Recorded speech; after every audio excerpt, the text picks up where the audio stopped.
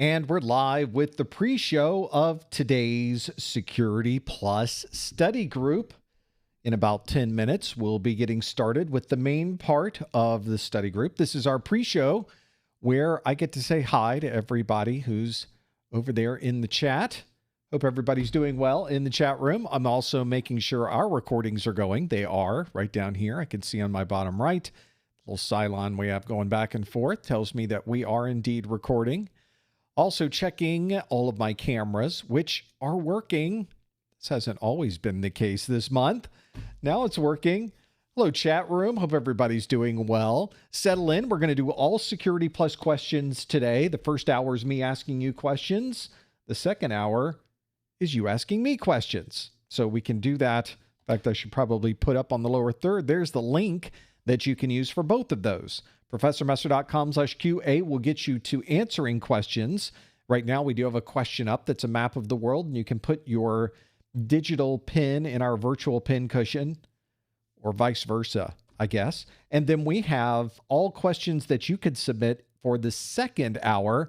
So if you've ever wanted to ask me about technology, about certifications, about IT, about anything, really, you can do all of that from that same link. There's a little tab at the top of the screen that you can tab back and forth between submitting questions and answering questions. So this first hour, we will be answering.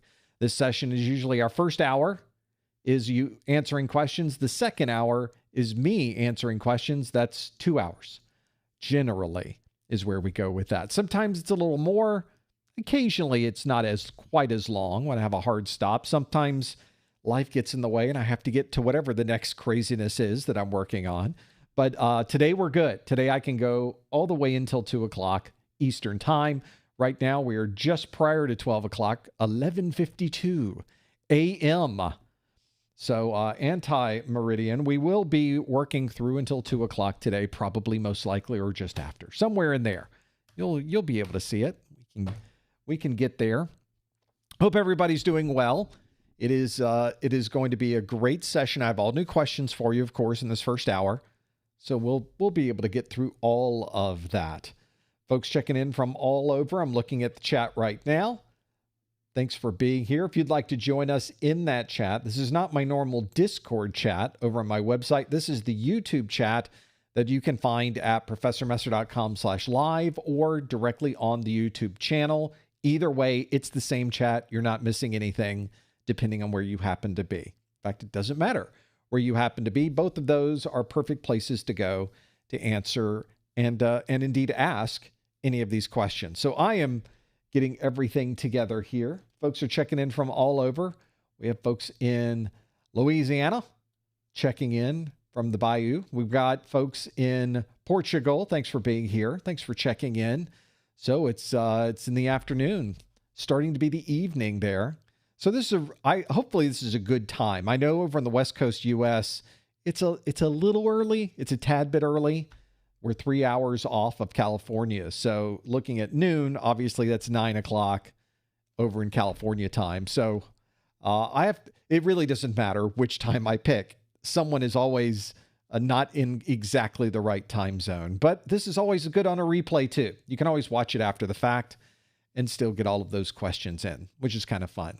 It's just nice to be able to interact and say hi to folks and chat in the chat room and see what's going on. We have a lot to go through today. Have a lot of good questions set up, hopefully. Hopefully there'll be some that get you thinking, that might have you a bit stumped, or maybe you just know this stuff's solid. Maybe you're not going to have a problem with this. You'll lock it in. Well, we'll find out, right? We'll be able to see this, see what's going on. So much going on with these. So thank you for being here. Thanks for settling in. We will get started in just about 5.5 minutes. Get things going. Folks checking in from Nashville, Northern Virginia. Italy is here. Thank you for being here. Wow. And Atlanta, Georgia. Hot Atlanta. Out there on Peachtree Street. We got folks checking in from everywhere. From the Alpharetta zip. From Peachtree City. We'll go north and south. Hello, Texas and New Mexico and Minnesota. We got Chicago twice. Boom, boom. We got Arkansas. There's Toronto. Hello, Canada. Thanks for being here. Of course, here I am in a bit of an, I'm married to a Canadian, so I have a bit of a soft spot in my heart for my friends up north. We also, folks checking in from everywhere. Cutter, you've got Philly, you got Maryland, you got, oh, look at all these go by. I can't even keep up. Nigeria, Phoenix, Bosnia, California, Chicago again. Got a lot happening there. How much study is too much? I don't think there is too much you can do. You know all of the exam objectives, you are good. Where am I at? I'm right here. I'm in Orlando, so in Florida. So we got folks checking in from all over. The chat is going so fast. I've got Massachusetts, Baltimore. There's an Orlando person checking in. Scully, thanks for being here. Haven't been to Edinburgh in a while. Need to get over there. I miss that. I miss the Scottish folks. Nicest people in the world. We got a lot going on there. Whenever we go over, we always have fun. There's always something interesting. Stay up and running. There's Tallahassee, off on Tennessee Street, North Monroe, wherever you happen to be. You're up there. Thomasville Road, whatever it is, Capitol Circle. We know where you are. We're watching. We can see you. We know. There is good questions today. I have a lot of things going on there. Florida State. Okay. So you're over on Tennessee Street. You're over on Pensacola. I used to live right off Pensacola Street, and I don't even remember the road at this point. Isn't that bad? Well, maybe it tells you something. But I used to live in a couple of places there. I used to live on Chapel Drive. Used to live on, I wish I could remember the name of that road. I'm out. Now I'm going to have to look it up. But thank you for being here, everyone. Thanks for checking in. Security Plus is always a good study group. We always have a lot to go through, so should be fun. Sit through all of that. My degree is indeed from Florida State University. Have a marketing degree from the business school there. It is in a tablet made of stone, just so you're aware. It's been a year or two since I've checked in, but indeed I did spend time there. I spent 5 good years of my life in that college, I'll tell you. I perhaps was not the best student when I was in college. It took a bit of learning. It took a bit of maturity, which I did not have. I guess I'm assuming that I have that maturity now. I'm not so sure that's the case. I have not seen the new College of Business at Florida State University. Thank you for asking. I have seen the videos of them promoting it and talking about it on the tube, on the TikTok thing, on the Tiki-Taki, on the gram. I've been checking it out. That's exciting. I like to see that. I spent quite a bit of time. I started as an engineering major, realized I was not that smart, and then moved over to be a business major. Turned out I was perfectly smart for that. I'm not sure what that says, but there it is. So that's sort of the way it worked back in the day. So I did spend time. This was before, sort of during the transition of them creating a separate engineering school. So I would take engineering classes at Florida State, and I would take engineering classes at FAM. And it would alternate week to week where we would go. So we go over to FAMU, we go over to Florida State, we take classes in both places. It's a lot of fun. I know if you just got here, we haven't got started quite yet. We got about a minute to go before we really go. This is the pre-show of what we are doing. We'll figure out what we are working through. My degree is in business management. So I got a little smattering of all kinds of different business type things. None of those things were really technical. I did work at Florida State University's computing center, however. So I got to hang out with computer scientists. I got to deal with the huge hardware that they had. They had a very interesting liquid nitrogen cooled supercomputer at the time. It really was fascinating. I have such great love of that job back in the day. That's how it works. Can I stream this on Spotify Live? Unfortunately, not live. No, Spotify Live would be interesting though, wouldn't it? I should look into that. That'd be kind of fun. Is this a crash course? We're just practicing questions today. We're just trying some things out. We're just trying to see what you know about Security Plus. And look at that, 12 noon has shown up right here. We need to pull this a little bit closer. I need to start my keynote and we're looking for a green light, you don't have to put on that green light, do you? Green light, come on. There it is. There needs to be a little bit larger button, UI people over at Apple, just so you're aware, just so you know. The link you will use to put in answers, I will tell you all about it in just a moment. We will work through it. I need to figure out what I'm doing first. And to do that, we're going to start a live stream. Here we go. Hello, everyone. Welcome to the April 2026 Professor Messer Security Plus Study Group, coming to you live from our headquarters here in Central Florida. Thank you so much for joining us. Today, I'm going to ask you questions that come directly from the CompTIA exam objectives, and I am so looking forward to see how well you do with these questions we have today. Of course, we have all new, brand new questions every day, and it comes directly from those official exam objectives. If you are here live, you can also follow along and answer live and interactively as we go. The way that you would do that is you head over to this link right here at the bottom of the screen, professormesser.com/QA. That is the link we will use throughout this first hour for you to answer questions. I also will take questions from you. So if you are going to the same link, you'll see a tab at the top, and you could submit questions for the second hour of our study group at any time. So another nice thing to keep in mind. Now, if you go out to that link, I would like to put a question there that you will be able to answer. So let's find a question that is available for you. I have one on this list. Of course, there is a question on this list. So if you manage your way over to professormesser.com/QA, you'll see this question. And before we answer the question, just to say as a general overview of how this usually works, our goal is to answer the question by using the link on your screen, professormesser.com/QA. Please don't put any answers into the chat room. Please don't put any hints into the chat room. You want to go to that link to be able to answer these questions. The question we have for you today to start off is what we call a rewind question. We did this question last month. It's the only time today you're going to see a question that you've seen before. The question asks, a packet capture shows administrative browser sessions to a router are using an insecure protocol.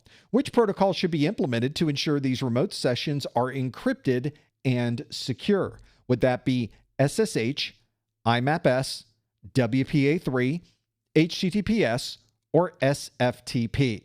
If you think you know the answer, you need to go to this link, professormesser.com/QA, to lock in your answer.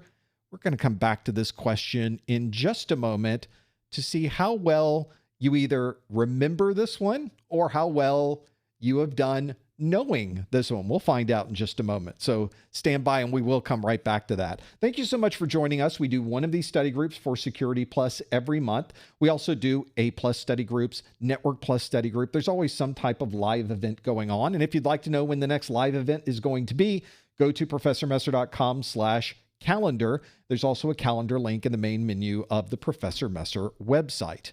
Also let you know that when we are not here doing a live event, you can, of course, join us on our YouTube channel. Of course, our entire Security Plus course, every minute of every training video is available on that site. Of course, if you'd like an index of that, we have the entire index annotated on the Professor Messer website as well. Just follow the main links. You'll also find weekly pop quiz questions for Security Plus. These are questions I don't publish anywhere else. They're only published to you in this weekly pop quiz. You'll find that at professormesser.com/X, professormesser.com/Instagram, professormesser.com/LinkedIn, or it might be delivered directly into your email. You'll see a link in the right sidebar of the main website if you'd like to join that email list. Always something interesting going on along those lines. Of course, today we will be talking about Security Plus. The current existing Security Plus exam is called the SY0-701. This is an exam version that was released in November the 7th of 2023, which means that we estimate a retirement date for that exam on May of 2027. So as we sit here today in April of 2026, you have an entire year before this exam is ever scheduled to go away. For you and the people watching, at least here in the next 9 to 10 months, this is the exam that you should be taking. So anything that you have that is an SY0-701 video course course notes, practice exams. You've got the right versions and you're studying for the right version. In fact, the only current version of the Security Plus exam. It's a single exam. It's 90 minutes in length. You could get a maximum of 90 questions, although you'll find that many people taking this exam get fewer than 90 questions. So it's not quite as big a time crunch as you might think. This is an important part of that. The passing score here is a 750 on a scale from 100 to 900. It's hard to reverse engineer that, and I think that's intentional from the folks at CompTIA. So if you're someone who's also trying to figure out how many questions are 750, it's impossible to know. The goal is to do as well as you can, and ultimately the final score we want to be higher than 750 and higher, because that's the important part. The exam itself is primarily multiple choice questions, but at the very beginning of the exam, you will also get performance-based questions. We'll talk about performance-based questions in just a moment, because of course, I have a brand new performance-based question for you today. Stand by for that. That's going to be coming up next. Also let you know that, of course, we have an entire course available on YouTube for you to watch for Security Plus. And when I was working in the world of cybersecurity, one of the things that I found important was to always stay up to date with what the latest technologies were, what the latest security issues were. And when you're working on a course dealing with security, you might want some extra study materials. And of course, we have those on our site. We have course notes. We have practice exams. I'll tell you a little bit about those today, later on. We also have our Exam Hacks ebook. You get priority access to Q&A in these live events and other benefits by earning and joining our Success Bundle group. You can find out more about that at professormesser.com/701SB. That is our Security Plus Success Bundle. If you are watching this on YouTube, thank you for watching our video replay. Some of you might want to listen as a podcast version in the car. Maybe you're working out. You really can't watch a screen when you're doing something like that. And you might want to join in our podcast side of this. You can find that at professormesser.com/podcast and add it to your favorite podcast listening program. If you're listening on a streaming media service, maybe you're a Spotify listener, you can, of course, search for Professor Messer on Spotify, and all of our audio replays are there as well. And if you would like our audio replays somewhere else, let me know. Maybe we'll put those podcasts over there. We try to put them everywhere you are. So you let me know, and we'll make sure that's something that's going to happen.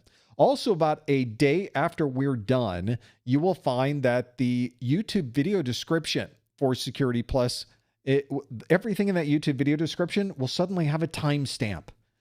That's great. Timestamps are fantastic, because now you can go through this list and find exactly what you're looking for on any of our replays. So you could go back years in time. We have over 3 or really 2.5 years of Security Plus content out there right now. That Security Plus content is all annotated and has these timestamps thanks to my marketing manager, Lori. Hi, Lori.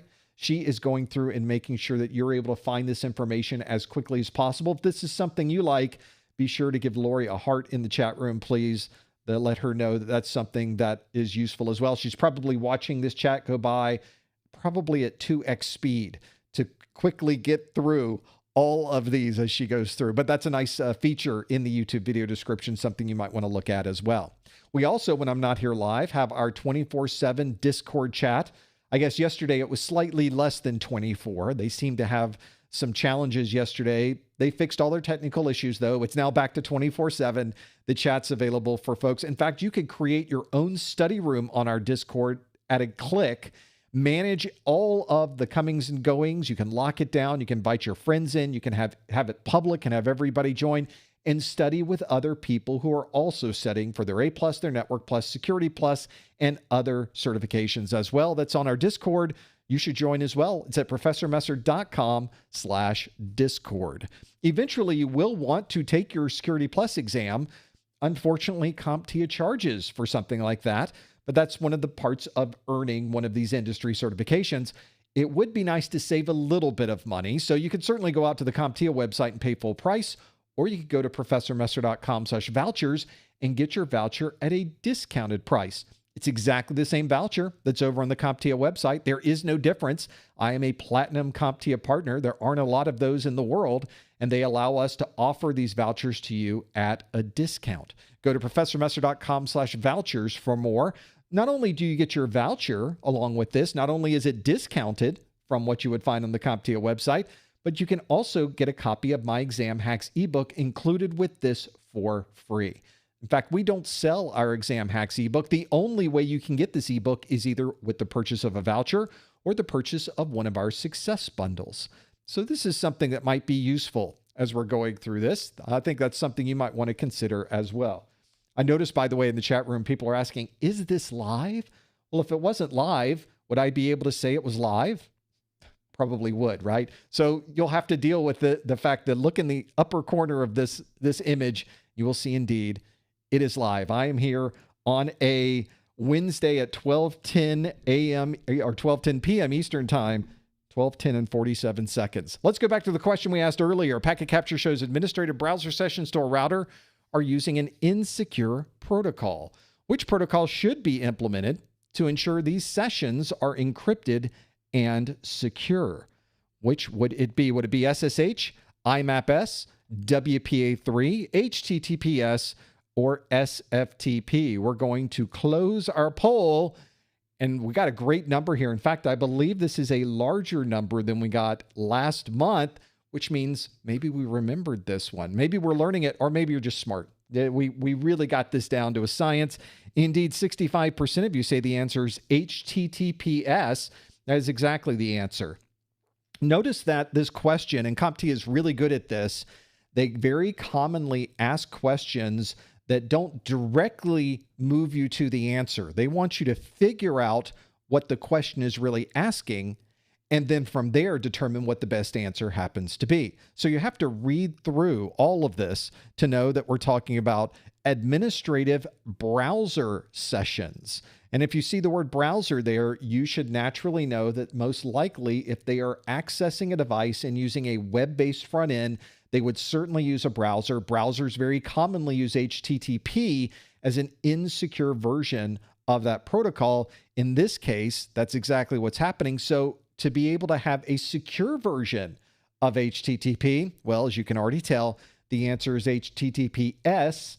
That S is there for savings. No, it's for security, of course. That is the encrypted version of HTTP, and that was the answer we were looking at here. Would not have been SSH because that is a terminal session to the device. You're at a command prompt, for example, and here we're at browser sessions. Although, technically, I'm with you people, you're already thinking, I know, but wait, there's some SSH that you can do from inside a browser. I get you, but that wasn't the question. We had an administrative browser session. Do not read more into this or any of these questions than what they are giving you. So you could have, but wait, you could do SSH in a browser. Well, you need to, of course, think about what the different options are and what the limitations of that question are. The answer will be associated with only what is in the question. They don't go outside the scope of the question. So keep that in mind as well. There's a lot to consider when you start working through questions and answers and what happens to be there. So make sure that if you are working on understanding what protocols are secure, what protocols are not secure, you should, of course, keep in mind those differences with Telnet, HTTP, IMAP, and FTP. You should almost always be using the secure version of those protocols. That was the answer, HTTPS. And if you're somebody who is working through your secure protocol part of Security Plus, then you should have done very well on that one. And indeed, 65% of you got that one absolutely correct. Let's now shift gears a bit. As I mentioned earlier, we do a new performance-based question every month. Well, you may be asking yourself, what are you talking about? What is a performance-based question? Well, many of you are already comfortable and are very familiar with a multiple choice question. The last question we did was multiple choice because there was a question and then there were multiple answers that you could have chosen from. That makes sense, all right. But in this case, even if you didn't know the answer, there were 5 possible answers, you had a 20% chance of getting it right. Even if you had no idea of the answer, still a 20% chance. Well, CompTIA doesn't want to make it quite so easy. They don't want you to luck into an answer. They really want to see what the answer really is, what you think the answer really is. So what they will do is present to you a question that is not multiple choice. If I had to create a definition for a performance-based question, It's a question that simply is not multiple choice. Well, that means the question could be in an unlimited number of different formats, and this is true. But don't worry about the format. Don't worry about how the question is posed. Don't worry about the things they will make you do, which might be at a command prompt. It might be you dragging and dropping things on the screen. It might be putting things in a particular order. Think of all of the different ways a question could be asked of you. That's how many types of different questions might be posed in a performance-based question format. So don't worry about the format. Worry about what they're asking, because if you know your CompTIA exam objectives, it doesn't matter how they ask the question. You will be able to answer it. So again, today, just as I do with every study group, with a brand new performance-based question, this is more of a drag and drop, if you will. We won't be physically dragging and dropping them, but you'll get the idea from this. This is a question that simply asks you to complete the chart. This is a chart. For those of you that are listening in on the audio side, this is a chart that lists a number of different control types. Specifically, the control types are the compensating control type and a directive control type. Those are the two that I've listed here. Obviously, there are other control type examples that you need to be aware of. We have all of those in our course, of course. We have also categories to choose from: a technical category, managerial category, operational category, and physical category.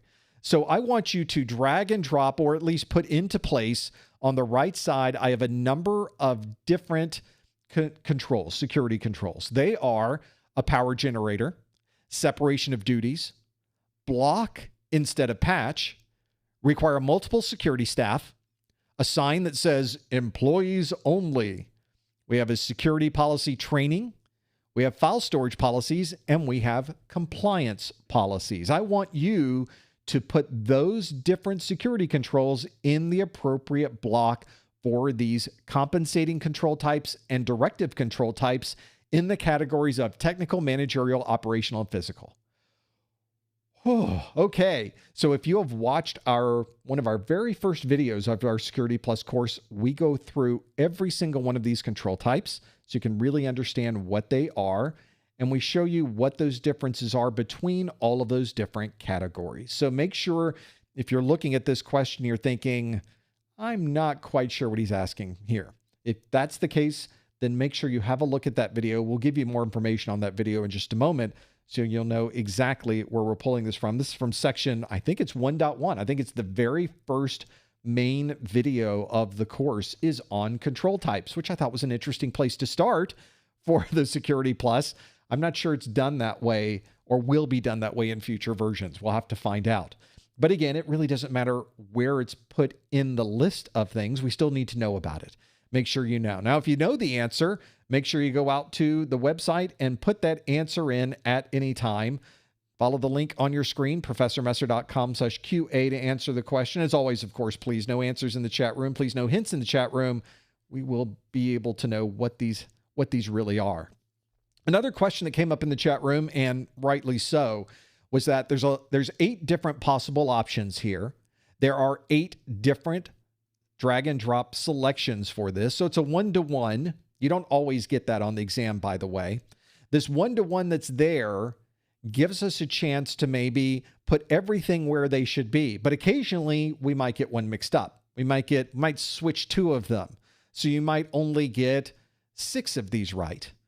Well, 6 out of 8, do you get partial credit?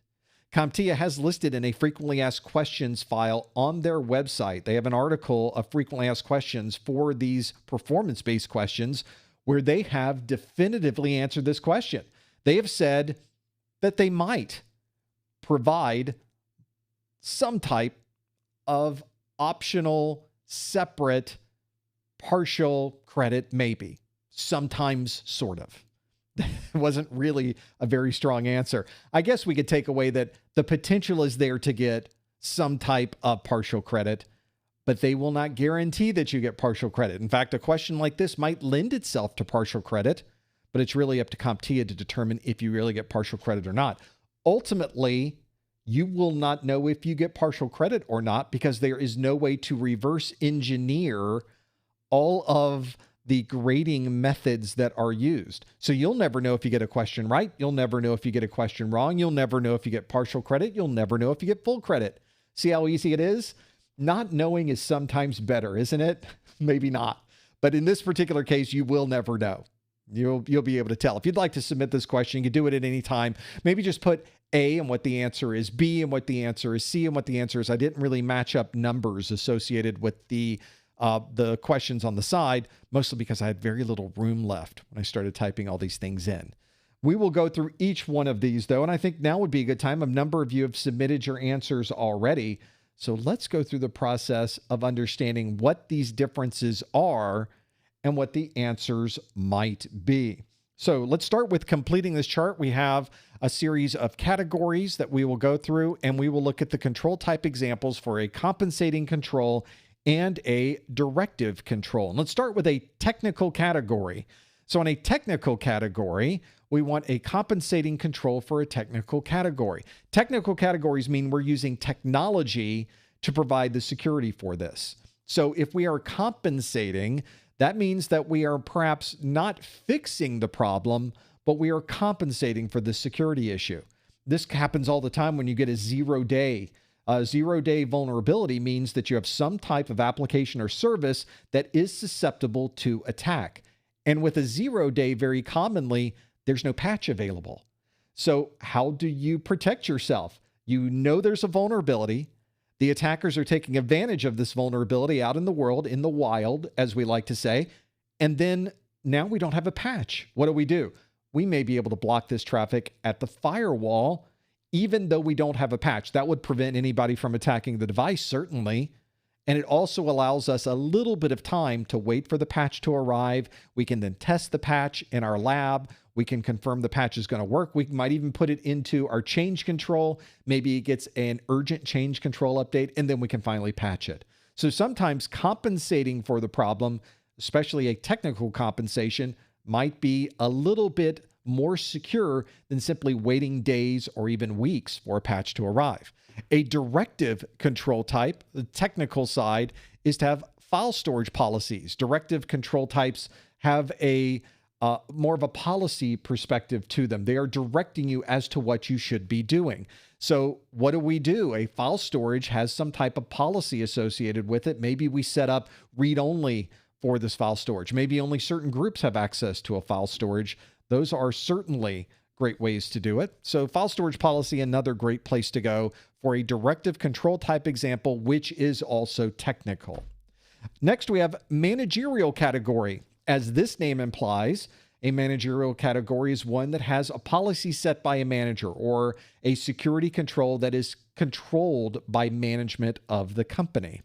This managerial control type for compensating might be a separation of duties. So one way that you might be able to prevent some type of security event is to separate duties so one person handles half of the duties, another person handles a completely different half, and as long as one person isn't doing everything, you're broken out and have a more secure coverage of that particular task. That's definitely a managerial task and control type. If I ever heard of a control category, managerial fits well. Compliance policies is another one. So you may want to set a compliance for these directive category of this control type, and managerial compliance policy certainly fits very well there as well from a managerial perspective. We also have an operational category. The operational categories might involve people, very often involve people. So when we're talking about security controls to compensate for a security issue, the security issue might be that people are coming through the front door of our building that do not have authority to be in the building. And perhaps something in the news has happened. Perhaps there's a fad going on where people are rushing your building. These crazy things happen in the actual world. You can that one I just pulled from the news this week. So requiring multiple security staff would be a very operational type of category to apply to that particular security problem. Another one might be, if we're talking about a directive, how do we direct what we're going to do with our operational security? Well, we might have a security policy training process that other people can learn from within our organization. People might want to know, what do you do when you think you've received an email that might be phishing? What do you do when you see people trying to get through the front door? Well, we need to have some type of training so you know who to contact and you know what to do. That fits very well into a directive control type in an operational control type category. And I think our last one on our list was our physical category. As that name implies, physical category would be something relating to a physical device. That is what we are adding into the mix to make the network more secure. Security, of course, is more than just preventing attackers. It's also about ensuring uptime and availability of all of your services. So if you lose power, you've probably seen in your own computer, you also lose your computer. It all powers down. Electricity is an important part. It's an important ingredient in the world of information technology. So having a power generator is a great way to compensate for cases where the power may not always be available. I'm based in Florida. I know this perhaps better than anyone, that there are times during the year when it's very stormy in the afternoon. We have power problems practically every day. So it's very nice to have a power generator there to keep everything up and running. And lastly, a directive policy might be a sign that says only employees past this point. That is a great place to go for that is a physical device that is on the wall. It's on the door. Doesn't really stop anything. It's not a lock. It doesn't really reach out and prevent anybody from going through the door. And that's why it is a directive policy, is directing people that they should not go through that particular door. That is the summary of those 8 different control categories and the types that we have there. On our compensating control type examples, blocking instead of patching would be a good technical category. Separation of duties would be managerial. Requiring multiple security staff would be operational, and a power generator would fit into the physical category. Our directive category under file storage policies fits our technical category. Compliance policies would be managerial. Security policy training would be operational, and a sign that says employees only would indeed be a physical type of security control. If you want the full list, they are all on our video in section 1.1. The name of the video, obviously, security controls. That can help you as well if you're trying to figure out what these things might be. This is just a sampling of what these could possibly be.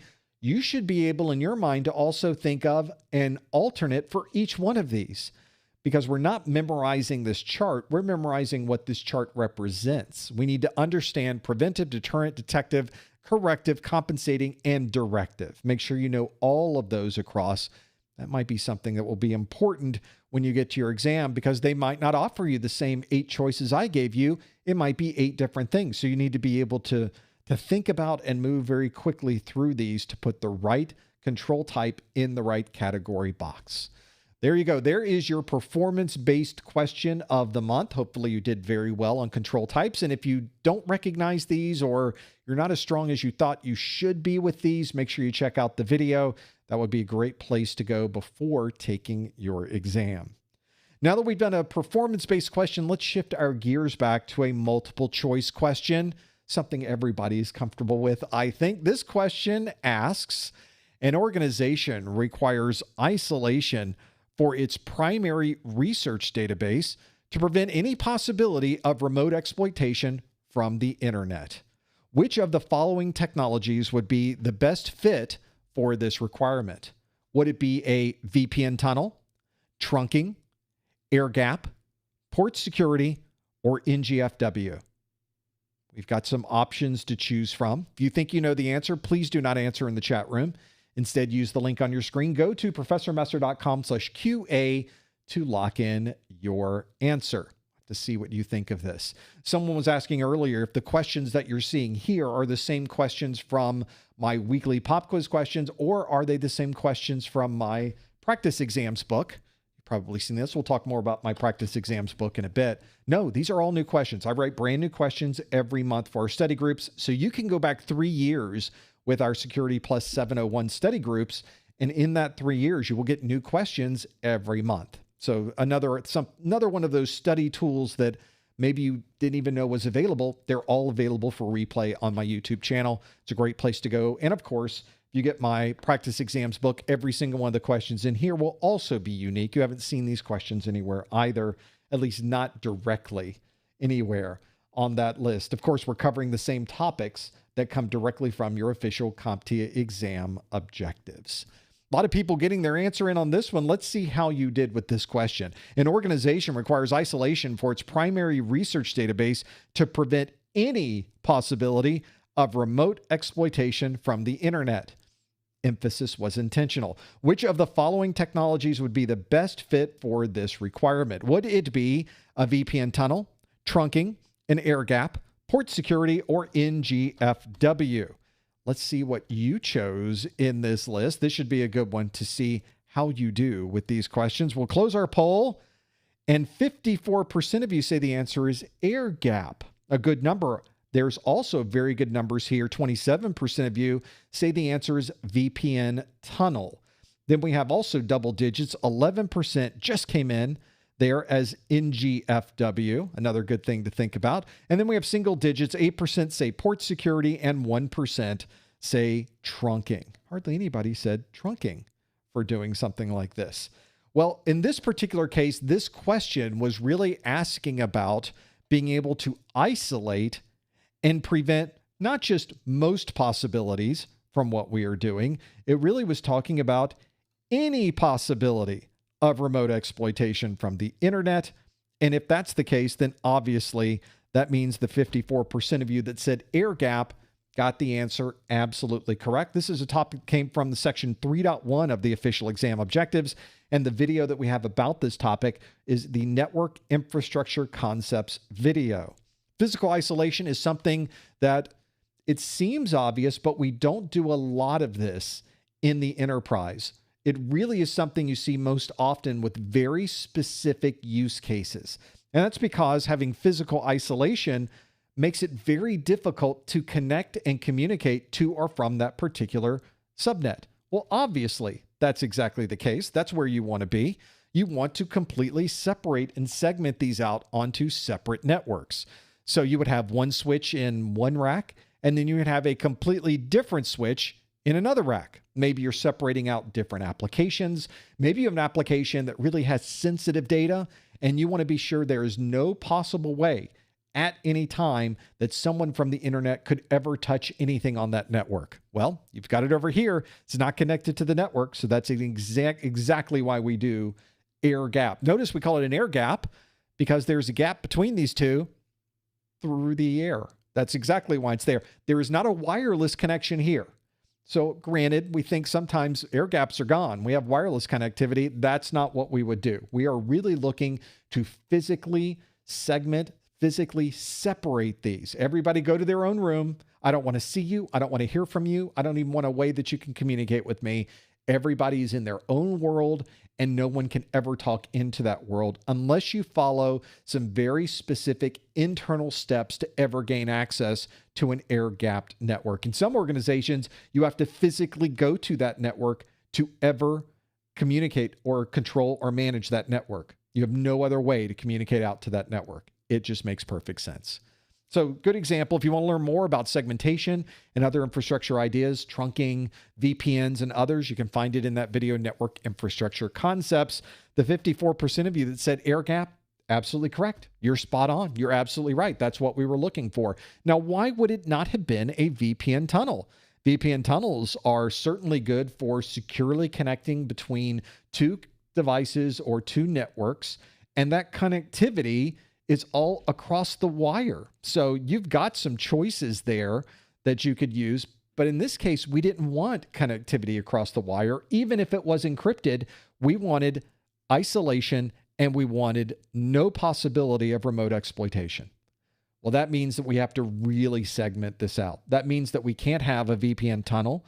We certainly would not connect it with a firewall, next generation firewall or otherwise, because we want no possibility. We don't want any possibility of remote exploitation. That means no connectivity.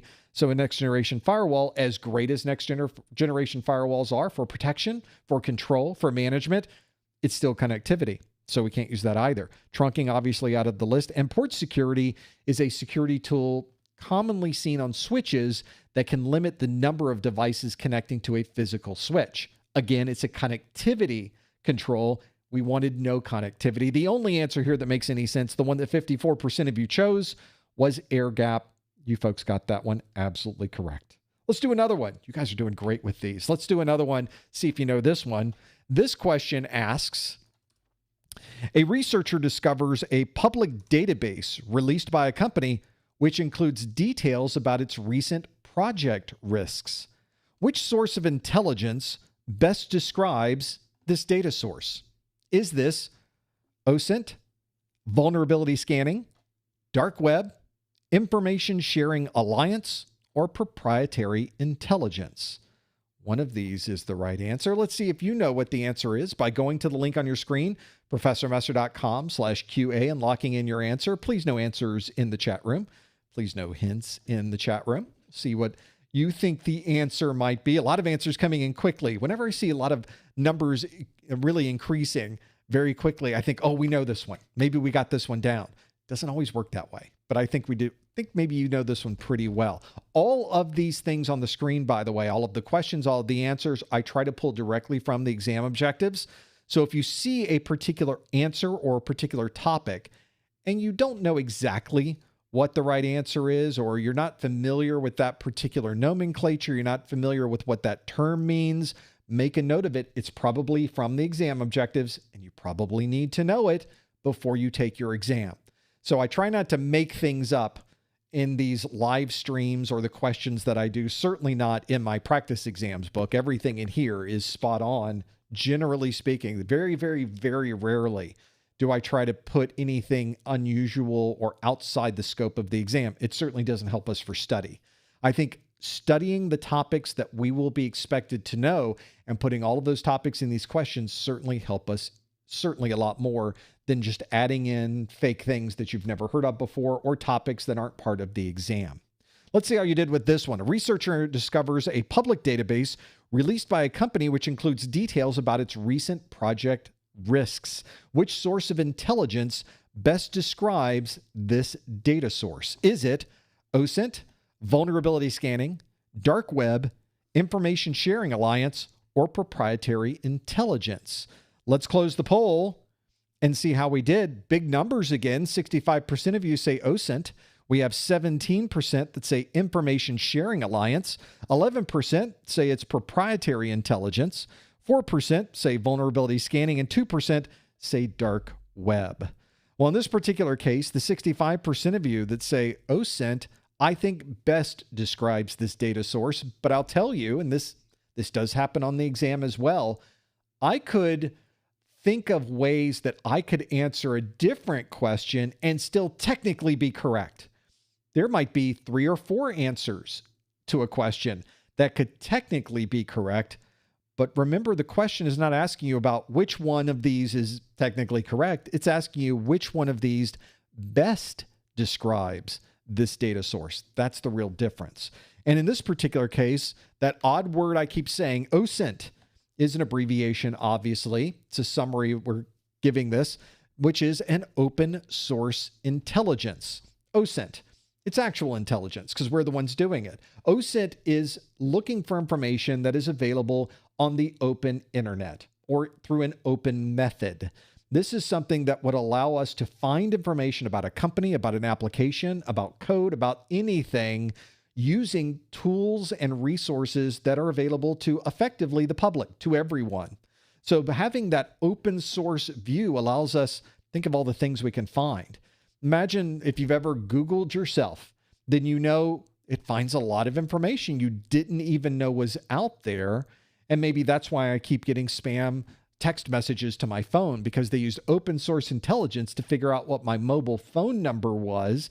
They then took that number and now I get spam messages on my phone. Certainly there are other ways to do that as well, but that is a good example of using open source and able to direct or focus on a particular individual or particular company to be able to do that. Another idea you can have, especially when you're working through challenges with open source, is where do you get this from? The internet, of course, is a great place. There are also a huge number of reports and public data created by the government. There's a lot of interesting information in there as well. And of course, you have things like commercial data. You can use a map, use Google Maps. That's not government information. It's not even really public, sort of public information. It's a map that was put together by a third party, in that place Google or use Apple Maps. Those companies create the maps, and we can use those maps to find out more about where someone might live, where someone might work, what's around that area, what types of security would be related to that particular area or that particular building that a company has. There are some companies I've worked with where if you looked on the map, you would see the building was completely surrounded by water.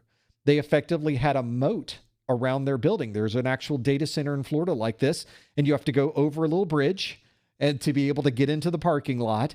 And then that's the only way in and out of that facility. Another way to use the environment that you have around your building as an additional security control. Something interesting to be able to work through that. So that, in this case, open source intelligence was exactly what we were talking about. OSINT, as we tend to call it, is the one that we very commonly use when we're looking for anything on the internet. 17% of you said the Information Sharing Alliance. This could have been a correct answer if OSINT wasn't there. The Information Sharing Alliance is a group of organization that shares information about vulnerabilities. So you can find out information that's coming through the latest vulnerabilities or vulnerabilities that they found in the past, and everybody gets that information shared. This is an important part of modern IT security, is being able to keep up to date with all of these vulnerabilities and do it in a way that you can automate, that you can have processes and procedures to watch these automatically and then provide you with details and information about how you can react to those. There's way too many vulnerabilities every day that we're getting for a human being to keep up and be able to correlate all those together. 11% said proprietary intelligence. And in this case, the intelligence that we're getting is something where a researcher went to a public database. So this would not be proprietary. This would be something in the public at that particular point. Was it proprietary in the past? It probably was. But once it got put into a public forum, a public database, well, then everybody got their hands on it. Everybody got to see it. Once it's out there, it's the internet. You can't take it back. So no longer proprietary intelligence. Now it's intelligence everyone has. Vulnerability scanning would not have found details about recent project risks. It might tell you if someone hasn't updated their Linux kernel. It might tell you that someone has not updated a database application, but it would not help you with understanding or finding what a particular categorization of a public database and the information inside of it would be. Same challenge with the dark web. The dark web is a real thing, but it tends to be a separately gained piece of information. Very often the information in the dark web has not been gained in any public way.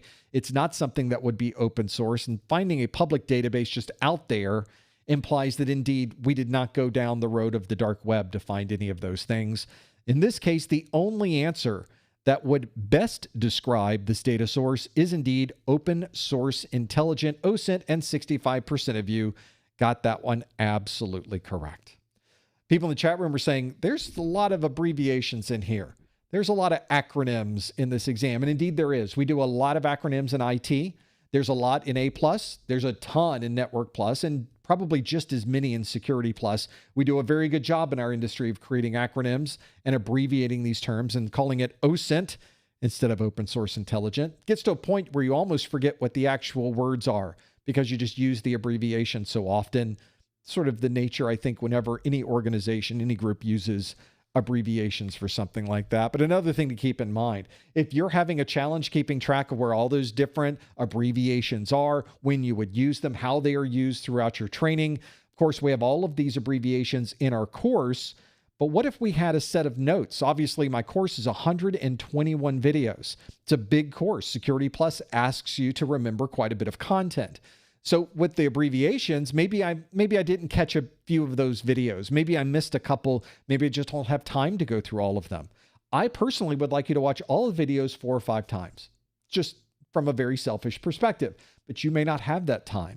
What I've done is take all of the text from all of these videos, all of the important graphics, all of the important charts, and I put them into one single document. These are my course notes. So if you're someone who you don't have time to take notes, or if you're like me, you take notes and then the next day you look at your notes and wonder, what in the world are these notes? What did I write on these notes? I have no idea. Well, then you might want to look into my course notes. This is a copy of my course notes. You can see I've got fully table of contents in the front, and everything there is a hot link. So if you wanted to know about, what were we just talking about? We were talking about OSINT, we were talking about threat intelligence, we're talking about penetration testing. I can click on that and it goes straight to the page on threat intelligence, penetration testing, and this follows the same format as my actual videos in my course. So you can go step by step through the entire thing. Once you hit the table of contents, you can see the charts are in here, the graphics that are in here. You can see everything has been pulled from these videos and put into a very easy to follow format. Not only do we have that format available in something like this, well, if you wanted a physical book version of it, I've got those too. My physical course notes are available, and of course has exactly the same information that you saw on the digital version, just in a printed softback form. We call this a perfect bound book.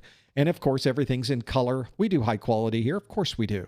So something, a book you'd be able not only to use for your exam, but something you can keep and reference for as long as you'd like in your security career. Those are my course notes. If someone is looking for a way to easily track and find out more information about these notes, this would be a great place to go. Learning more about this at professormesser.com/701cn. Let's now do another question, shall we?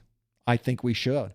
Here's the next question on our list. It asks, a company IT policy requires its online banking portal to be fully operational within 4 hours of a critical failure.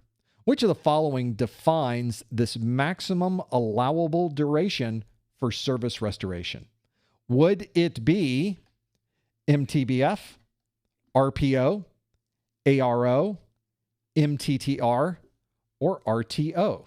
It's got to be one of these, right? If you think you know the answer, follow the link on your screen. Go to professormesser.com/QA to lock in your answer. Please no answers in the chat room. Please no hints in the chat room.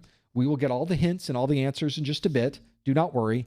You simply want to follow the link on your screen. Obviously, if you're watching this on a replay, you will not be able to follow the link on your screen, but that's okay. We'll be able to get there. You'll be able to follow along just as easily with the things that we're doing here. So make sure you have a look. Go to professormesser.com/QA to lock in your answer.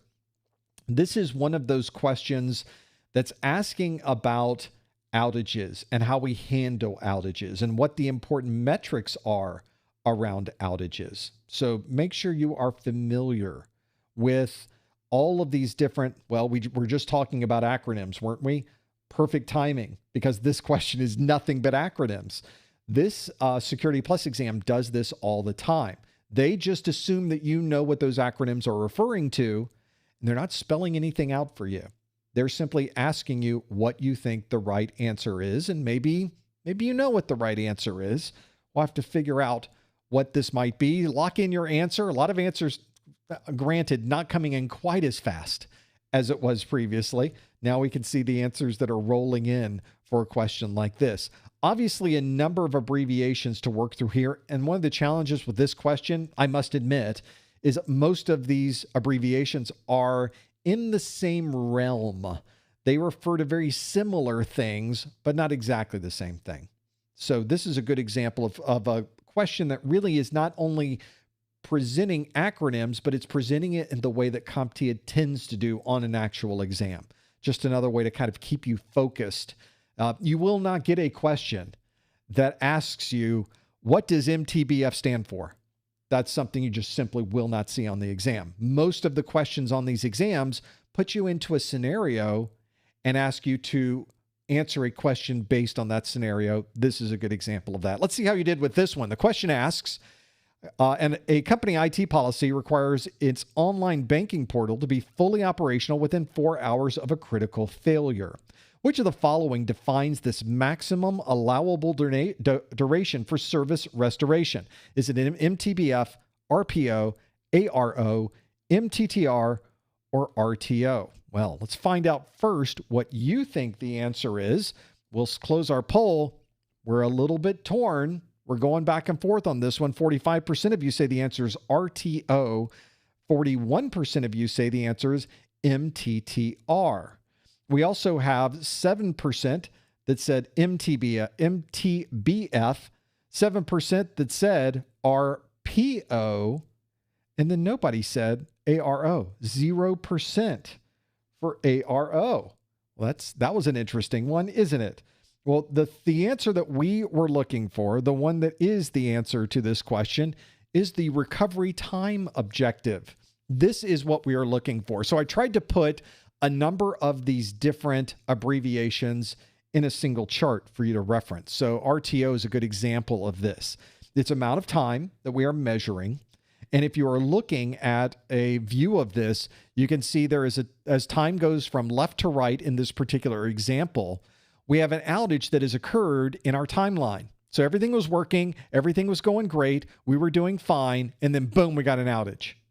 Now, when that outage happened, there was probably some data that we lost because it's very difficult for all of your applications and all of your services to have an immediate version copy of everything that's been done. Your databases probably do manage to capture practically all of the data up to the time of the outage. But what if you have an application that only backs everything up once an hour? Well, if this problem happened at 59 minutes after the hour, you lost practically an entire hour's time of data. That missing data and the amount of time that we have there is a big problem. We don't want to we certainly have an understanding in our organization that we want to maintain uptime and availability, and we need all of our data. The data is super important. So how far back in time do we need to get to recover this information? Maybe we go to backups, maybe we go to a recovery database. There's a lot of different ways to do that. The recovery point objective allows us to define how long that would be that we need to go back to get to a data recovery point. Maybe it's 59 minutes. But that wasn't our question here. Our question asks, which of the following defines the maximum allowable duration for the restoration of this service? Well, our service being back online, we have a certain amount of time. Our bosses might say, we can only tolerate an hour of downtime. We have to be up and running in 4 hours. We can only be down for a 24-hour period. It depends on the application. It depends on the data. It depends on the company. Well, that recovery time, that objective we have to recover, what the maximum allowable duration would be our recovery time objective, or RTO. That's what we're shooting for. We start looking at these. Here's a better picture of that diagram so you can really see what it's about. So this is the common process that happens when something breaks, when something goes down, and we need to understand how far back do we have to go to really recover all this data, and how long is it going to take until we finally get this service back online. These are the questions that managers will be standing over you as you are typing at the command line, trying to figure out what's going on. This has happened to me and many of you as well, where they want to know. They're breathing down your neck to find out, when is this getting back up and running? And there will be a certain time frame. Well, our standards say we have to be back up and running in 60 minutes. That is our RTO. And indeed, the RTO was the answer that we were looking for here. That is ultimately the answer we want to go through. We also looked at RPO. We have ARO in here as well, which is not necessarily from the same business impact analysis video, but another one of these acronyms that we need to understand. The MTBF and MTTR are also related to each other. A lot of you said mean time to repair.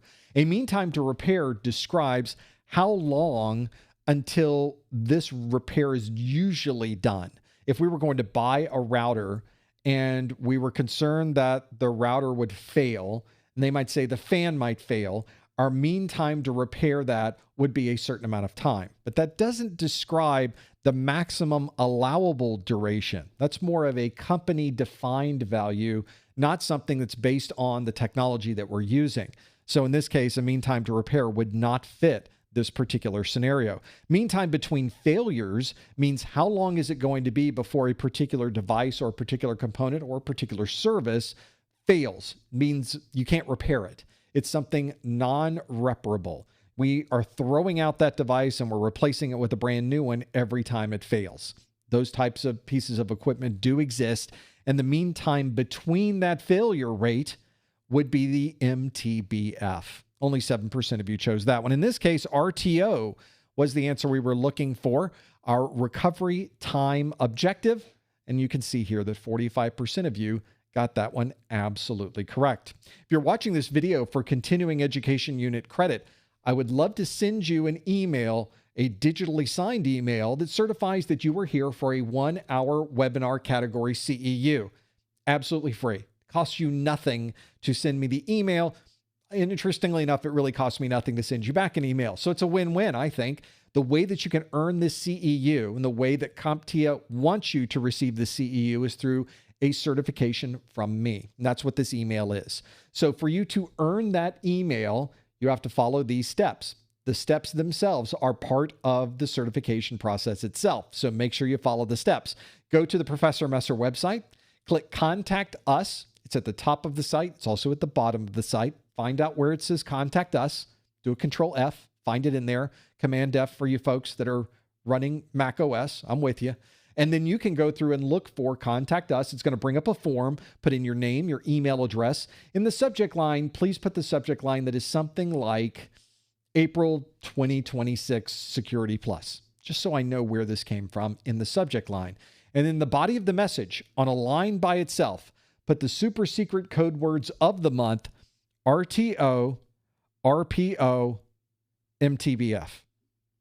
Just threw that together. Hopefully I'll remember it whenever we get these through. You can submit that to me, and I will probably in a week. The last one took me about 2 weeks.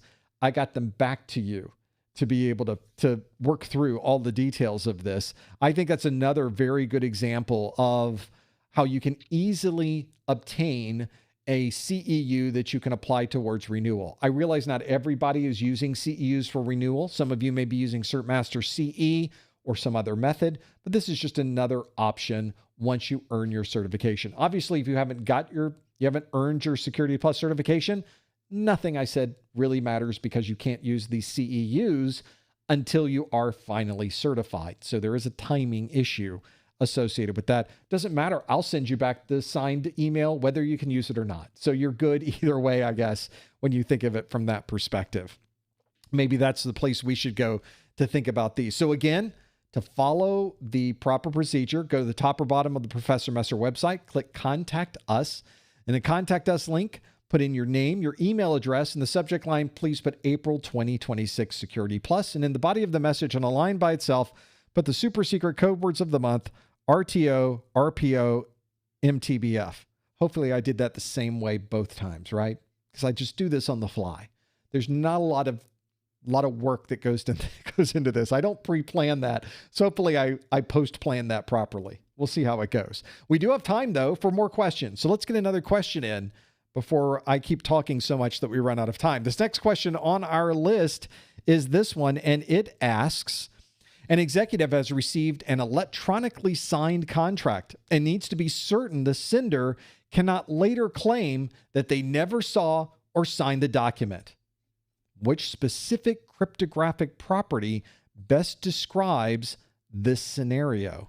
Would it be confidentiality, obfuscation, redundancy, non-repudiation, or availability? All important things to know. All topics from your exam objectives. And notice it isn't one of the answers you thought it was going to be. It was a little bit different. This also is very common on this exam.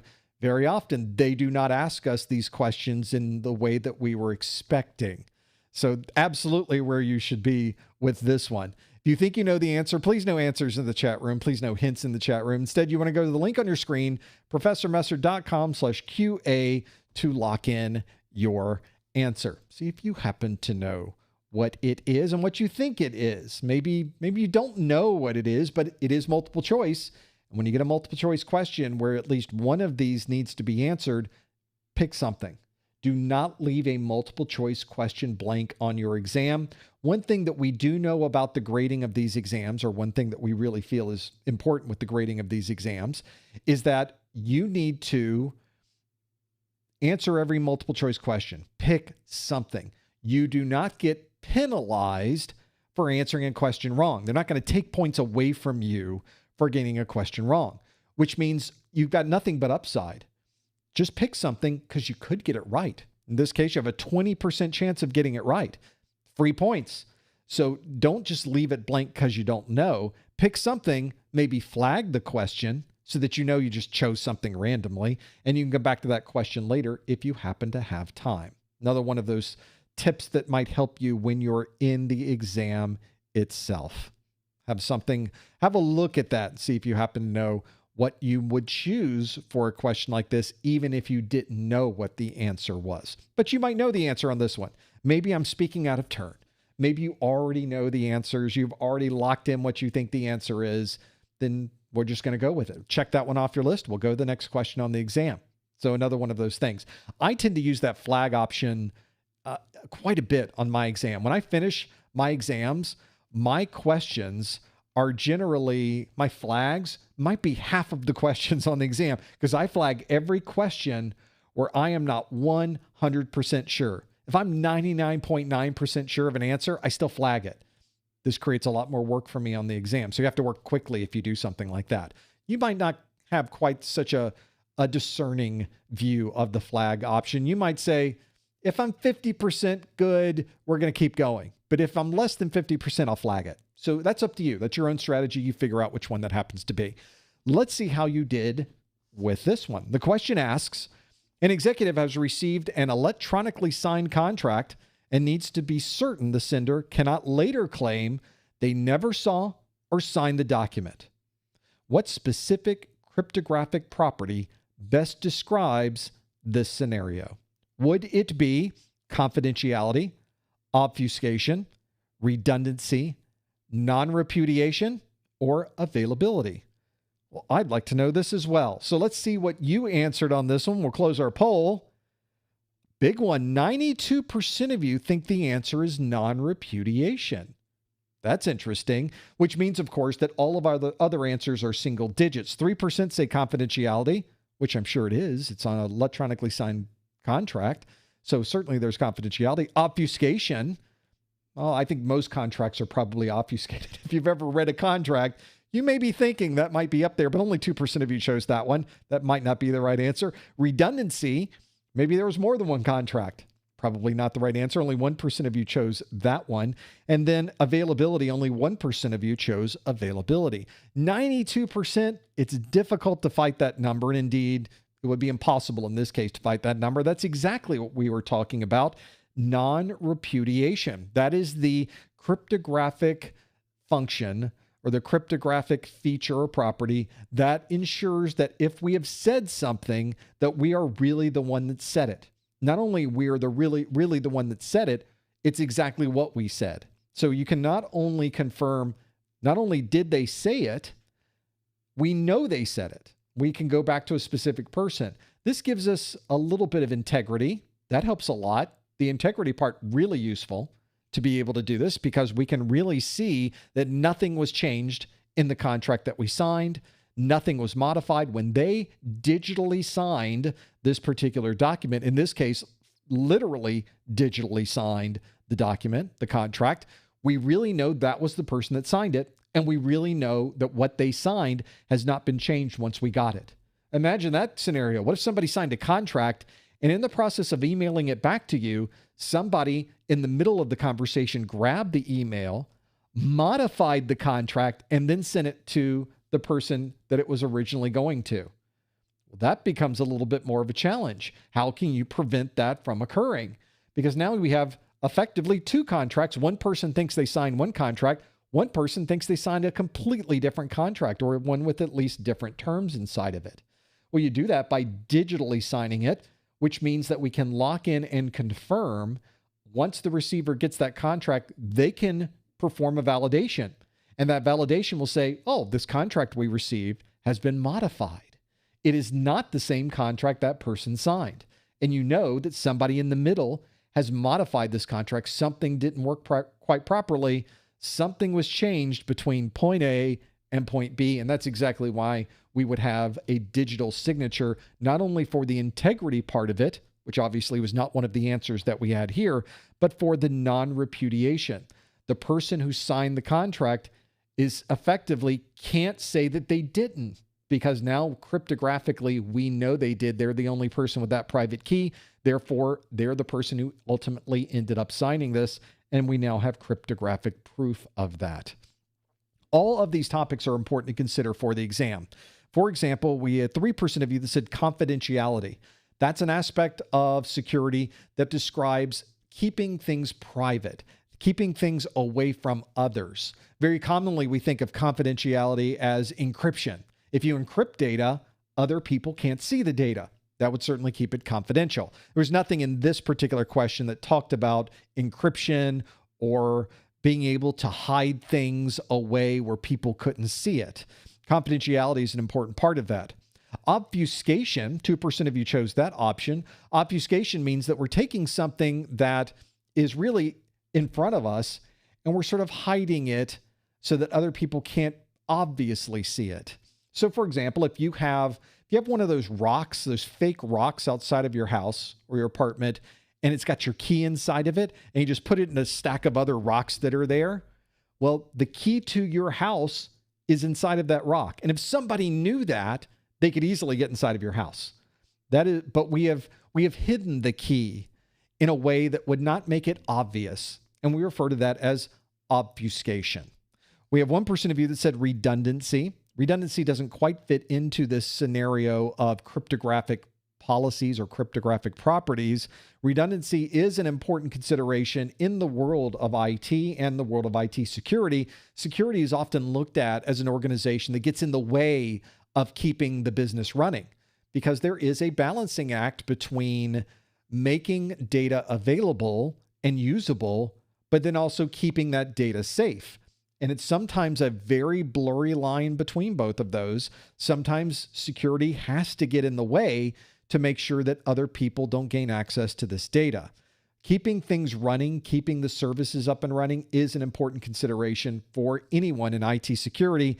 And that's why redundancy, multiple data sets, separate routers, separate VPN concentrators, these are all important considerations. When I was somebody representing a next generation firewall, I would very commonly, in fact, it would be very, very, very rare for us to walk into an organization and then tell us, oh, we just need one firewall. We only need one. Don't give us more than one. We only want to buy one firewall. That almost never happened, because every organization needs redundancy, and they would very commonly keep more than one of those available. So when you walk in and somebody says, well, we want to buy this, they're going to say, we need to buy something other than what we have there. Oh, I'm getting spam. You all get to see my spam call coming through. It's exactly where it is. We're going to click the block button. You're welcome to take the call if you'd like. I'm not going to take that call from the spammer. Redundancy is an important consideration, but not the answer that we were looking for here. And lastly, availability kind of fits into that redundancy aspect. How do you keep the systems up and running? How do you keep the network operating? It's another important consideration when somebody wants to buy one firewall, and the question always becomes, well, what if the power supplies in that firewall fail? What if the motherboard on that firewall fails? What if the software in that firewall has an outage, has a burp, has a problem, has a bug? What do we do? Well, if there was another firewall right there, we could keep everything up and running. We would have availability. So another important consideration when you're thinking about security policies, security procedures, and the important parts of maintaining security in any enterprise. That is the answer. Non-repudiation is what we were looking for as our answer. And in fact, 92% of you got that one absolutely correct. Really wasn't fooling anyone with that particular answer, but I think that was probably a good one to almost end on. We have another question for you before we finish. I know we've gone through already gone through an hour of questions, but I think we can fit one more in. The next question I want to give you is one, in fact, that comes directly from my exam objectives. In fact, my practice exams book is a good place to go for this. The practice exams book gives you a place to have exam questions that I wrote, that a human wrote, perhaps most importantly. For those of you looking at the AI craze, you know a lot of the stuff that's coming out of there, not very good. Whenever you're studying for an industry certification exam, you need something to study from that has been built and designed by people that really know what they're doing. And I would like to say, being in the industry for so long, I do have a perspective not only on the technical side of things, so you know the questions are going to be accurate to the real world, but you also want to get a good feeling of what's expected of me on this exam. That's exactly why I wrote this book. It's very hard to find that out in the world. Certainly, the free stuff on the internet doesn't come close to that. And even the things that you would purchase very often do not follow the most current version of the exam objectives. I have 3 separate exams inside of this practice exams book. The practice exams book is available both in a digital form, which is delivered as a PDF, or a physical form that you can get in a book. If you do purchase the physical book, you have access to the digital one at no additional cost. You can download it immediately and start using it while you're waiting on this book to arrive. But I have a question that I have from my practice exams book. It's not in Vevox, so you're not going to go over to the QA link to answer this one, but keep in your head what you think the answer is. Again, please no answers in the chat room. Please no hints in the chat room. This is a question from page 14 of my practice exams book. It is question A38. And the question asks, a security administrator has copied a suspected malware executable from a user's computer and is running the program in a sandbox. Which of the following would describe this part of the incident response process? Is that eradication, preparation, recovery, or containment? And then you can choose from one of those 4 by choosing maybe in fact, since this is a PDF, maybe we should make some notes. I'm going to make some notes on this one. Do we, maybe it's a user's computer. I know that incident response is part of this. If you have something like a stylus, you can actually write on it. And of course, you can save all of these annotations. What would be good to have a PDF if you couldn't save it? This PDF is not locked down. It doesn't prevent you from using the PDF. I always hate that when I get a PDF and then you can't even write on it. I can't even annotate. What good is that? This one, you can absolutely do that. Another part of this is that I put links inside of this. The answers are obviously not on this page. That would sort of ruin the whole thing, wouldn't it? If you just wanted to know whether it's A, B, C, or D, I have an entire page of quick answers. It's just a page of every question and if it's A, B, C, or D. But very often, especially when studying for an exam, you like to really drill into the question a little bit and not only understand why the right answer is right. I like to understand why the wrong answer is wrong. In fact, that's probably most important because on a practice exam, you would expect to get some answers wrong. You're practicing before walking into the actual exam. Whenever you get a question wrong on a practice exam, a lot of people think, I'm so disappointed I got the question wrong. Don't be disappointed. This is a great opportunity to learn something you didn't know before. So we want to rotate this through and understand more about this particular question. So what I'm going to do in this case is I'm going to choose the details. It's on page 76. As already mentioned, on page 14, PDFs, do we have to scroll to get through? No. What we're going to do instead is simply go over to where it says the details. Notice it turns into a little hand, and I click that, and it takes me to the page that is way up in the book somewhere. I don't even know where it was, page 76 or wherever it was. It shows me the question right here, and it says the answer is D, containment, and it explains why that is the right answer. Now, if you got the question right, knowing that the right answer was right and getting an explanation of the right answer is right, I guess is okay. It gives you that extra security that, okay, I picked the right answer for the right reasons. If you got the question wrong, every single incorrect answer in this entire book is documented as to why it is incorrect. So now if you miss something, you can circle back and figure out, why did I miss that? What aspect of that technology or of that topic did I not get the first time through? Oh, I chose eradication. That's why it's not eradication. Or if you chose preparation, now you know why it is not preparation. Same thing with recovery. Now I know why that is not the recovery option. And if you read through this question and you simply didn't understand any of these words, you didn't understand any of the abbreviations, you have no idea what I'm talking about, right here at the bottom is a QR code and a link. Because if you got a physical book, it's kind of hard to click the physical book. I guess you could. I'm not sure that's going to work very well, but you can use your phone to scan the QR code and go to the video that describes the topics that are covered in this particular question.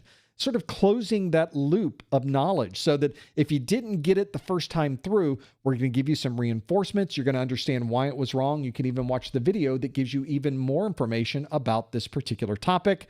And now you've taken a single question and it has effectively provided you with 4 or more different topics that you've now learned. That is my practice exams book. Oh, and we're not done.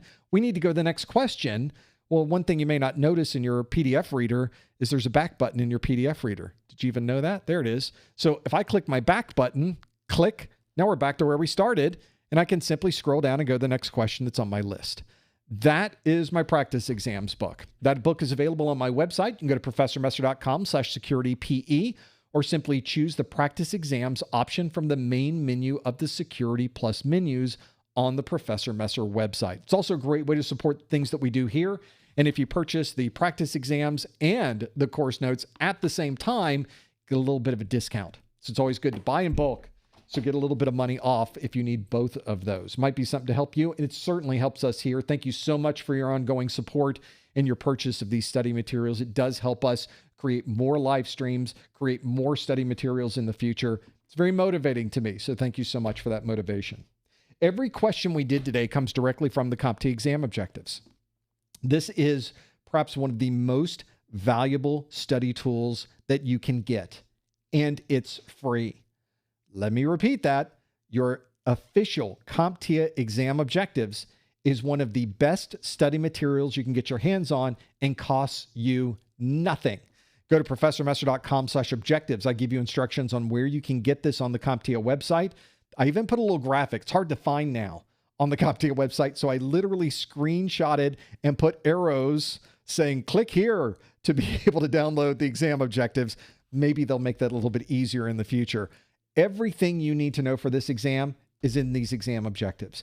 Every topic that could possibly be covered on your exam is in these exam objectives. And perhaps more importantly, CompTIA sticks to these objectives like they are glue. They stick to these objectives and they do not deviate on this exam. It's remarkable to me just how close they stick to these objectives on the exam. Let's give you a view of what this looks like. Here's the objectives for the 701. And if you go through the list, you'll even see all of the different topics that are there. There are hundreds and hundreds and hundreds of topics. For example, 2.3. Explain various types of vulnerabilities. I need to understand application vulnerabilities, especially memory injection, buffer overflow, race conditions, which would be time of check and time of use, and malicious update. Well, there's just a whole section of things I need to know about. Topics you may not be familiar with. Race conditions, what? Or racing? Is this a race? It sort of is. And especially when you talk about time of check and time of use. What do those refer to? Just that little section are things I need to know for my exam. Make sure you are familiar with that. That's going to help you quite a bit when you get into the world of working through those. And if you're somebody, especially somebody who just has no idea what they might be facing on this exam, this can help you through that because now you will know where that might be. There are links on, in fact, I tell you, if we go over to the exam objective link, I guess I could even pull this up so you can see the graphic I was talking about that is in this list. Should probably find that. Let's pull it up on my side. We're going to do this. We'll do it live. We're going to go to professormesser.com/objectives. Here's the page. And in the objectives page, you can see they're available on the website under each certification. You may need to enable cookies, disable pop-up blockers, or remove other filters to see this red box that is on the page. So in just another example of things you might want to do before you get there that can be pretty important as you are going through your exam and understanding what you need to know. CompTIA sticks to this objective list so closely. Make sure you download it and use it. That's what I used when I created all these videos so that we would have the most accurate video training course, I think, with Security Plus. I've seen nothing on the industry, nothing on the internet, nothing anywhere that comes close to the accuracy that we put into our Security Plus course. So another thing you can think about, it all starts with the official exam objectives. We do one of these study groups every month. I've already scheduled the next study group. As many of you know, these schedules can sometimes change. I say that because some of you knew that we were going to do this study group last week, but we did not. It got pushed. Well, the way that you would know it was pushed is you went to professormesser.com/calendar, where I always keep the latest updates for all of our schedules. They are all out on the calendar. There's an events link on the Professor Messer website. Well, since we're there, I'll show you. There's the calendar. So you can see the calendar for April. We've also got our calendar for May. I've already listed those out. And you've got a list of all of those at the bottom if you wanted to find out when that is. Occasionally, I will need to change these dates. Just the chaos that is my life, it happens. So I would highly recommend you go back to the calendar, make sure you are familiar with what the calendar has in it. And if you're trying to figure out, maybe you're watching this video 6 months from now and you're thinking, well, when is the next event going to be? It's on the calendar. It's on that events link on the Professor Messer website, a great place to go to learn more about all of our live events. Well, we made it through an hour of our first part of the study group. Oh, we're not done yet. There's much more to come. Now that I've asked you questions for an hour, it's now time for you to ask me questions. So the way that you would do that is use the same links we were using before, professormesser.com/QA. There's a little tab at the top, and you could submit your questions for what we call our after show in just a moment. Stay tuned for that. Coming up right after this, of course, you're able to follow us when we're not here live on Discord at professormesser.com/Discord, where we have thousands of people there that are studying for their A+, their Network Plus, Security Plus. That's where I'm hanging out. After we're done here, I usually have my Discord up, and you can ask questions of myself and others that may already be in the Discord. Study with folks. If you're ever looking for a study buddy, they're out there on the Discord. Some nice people there. We really do have a great community there, by the way. ProfessorMesser.com/X is a great place to see our weekly Security Plus pop quiz questions and others. We have ProfessorMesser.com/YouTube, ProfessorMesser.com/Facebook/LinkedIn. You get the idea. If you want to find us online, you put in ProfessorMesser.com/ the name of the place you would like to find us. Don't forget about discounted vouchers for those of you that live in the U.S. or Canada or U.S. territory. You can find that at ProfessorMesser.com/vouchers.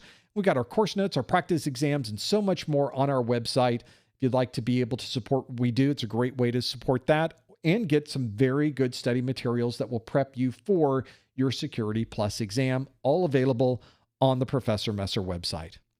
Well, that brings us to the end of another study group. I hope this has given you some ideas and topics of things that you might want to do, but perhaps this has also given you some ideas of where you might want to study some more as well. Of course, we have all of these available for replay that go back years now with Security Plus. Make sure you check that out in our playlists on our YouTube channel at professormesser.com/YouTube. If you like this video, we would love it if you would give it a thumbs up. And if you haven't subscribed already to our YouTube channel, why haven't you done that? Go out to professormesser.com/YouTube, hit that subscribe button. It really does help us quite a bit. And we sure appreciate you from being for being there, for clicking on that, for supporting the things that we are doing as well. Stick around for the after show coming up in just a few seconds. Thank you so much for joining us. We will see you next time on the Security Plus Study Group. Okay. Took a little sip. Coming back. There we go. Howdy, everybody. Oh, it's a busy day. We got a lot going on here. Now it's time for me to sift through all of the questions that you have here in the studio. During this whole time, I've been saying that you need to answer my questions. Well, now I need to answer your questions, and you can submit those questions certainly in the after show as well by going to professormesser.com/QA and locking in those questions. For those of you that kind of keep up with the things that we do here, trying different camera setups. I'm trying some different things with color. I'm trying some different things with focus. There's a lot happening here. Every time I try to change something, I turn a little knob and just one little shift and suddenly everything changes. You've seen that meme of trying to move an image in Microsoft Word. I feel like sometimes I do that with my camera. So we're trying some more things. Hopefully it's working out well for you on that side. Let's now go through all of the things that we are doing, and let's have a look at the questions that you have submitted for the after show. This is the part of our live stream where there's no formal thing that we've set up. There's nothing extra that we have here that we've done. I'm simply going through questions that you have sent me, sort of sifting through the details of this, and I'm going to kind of give you an idea of the things that we are doing. So let's now do this. Let's now shift over to understanding more about the options, the questions, the things you want to know about. No, it's no longer about me, what I want to know about. I would say, what do you want to know about? Let's answer a few of these questions. We have a couple of them. If you would like to answer some of these questions, you can do it at any time by going to professormesser.com/QA and submitting those answers. So I want to give you one of those questions right now. I guess I probably should set up and have this available on my screen as well. This first question comes from Jackie. Jackie asks, with an A+ and Network Plus already completed, what would you say is the average time frame to complete Security Plus?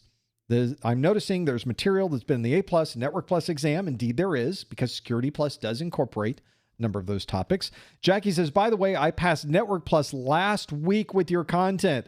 Congratulations to Jackie. I need some sound effects here. I do have some, but they don't sound right when I do it. So, but thank you so much, Jackie, for sending that. I love to hear when people pass their exams. It's a great thing. It's very motivating to me to get that, probably more than anything else. We spend a lot of time creating content, creating pop quizzes for the week, putting our videos online, planning for the next course, adding more content to those. There's a lot that we do here, but very often I do it in this dark room, sitting here with a keyboard. It's nice to get feedback on that. So thank you so much for sending that. So back to your question, Jackie, you've got A+ done. You're now Network Plus certified. Congratulations. What would be the average time frame to complete Security Plus?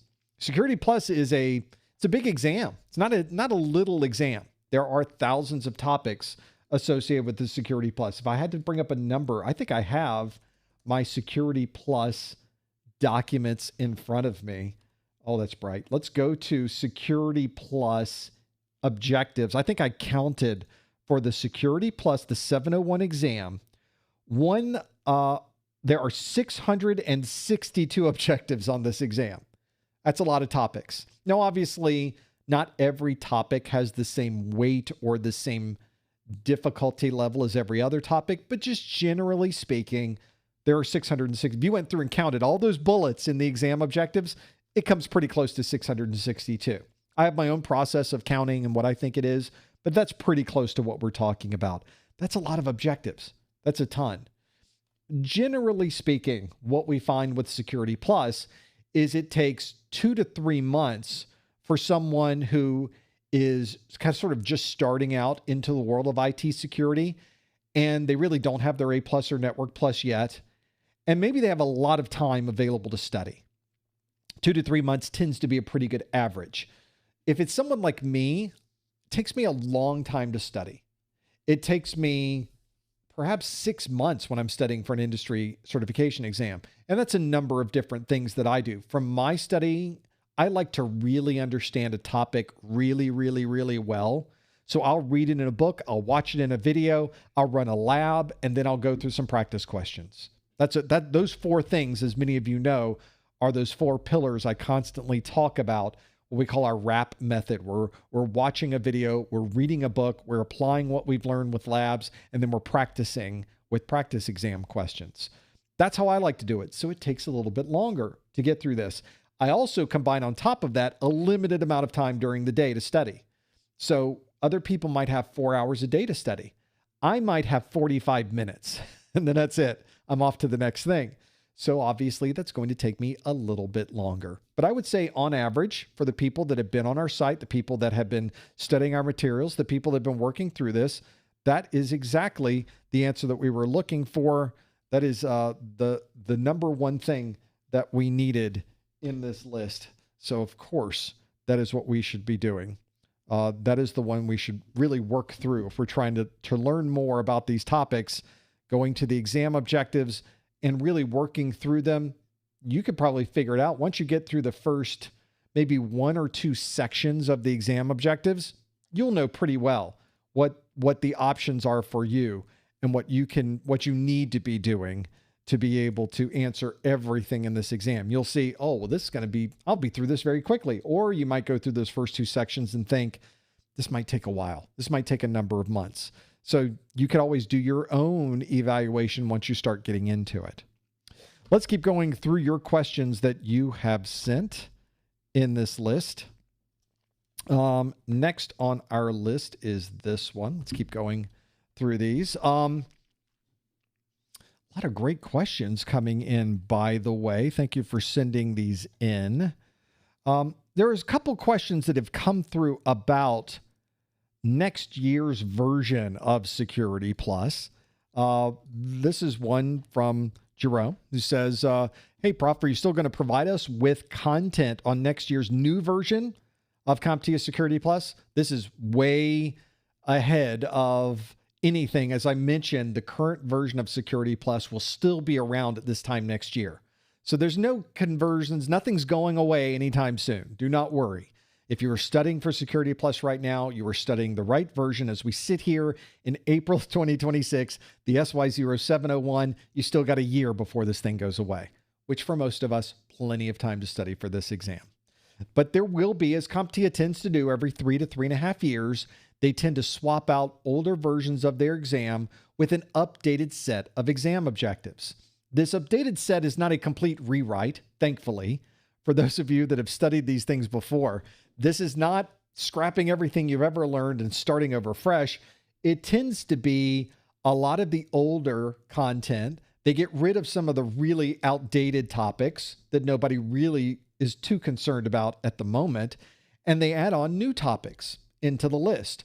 That new to old ratio, we tend to see about 60 to 70% of it tends to be the older content, and then they'll add on an extra 30 or 40% that's brand new. That tends to be the mix. It's not always. From going from the 601 to 701 3 years ago, it was 50% of the content was brand new. They really did a big rewrite and threw a lot of stuff out and put a lot of new stuff in.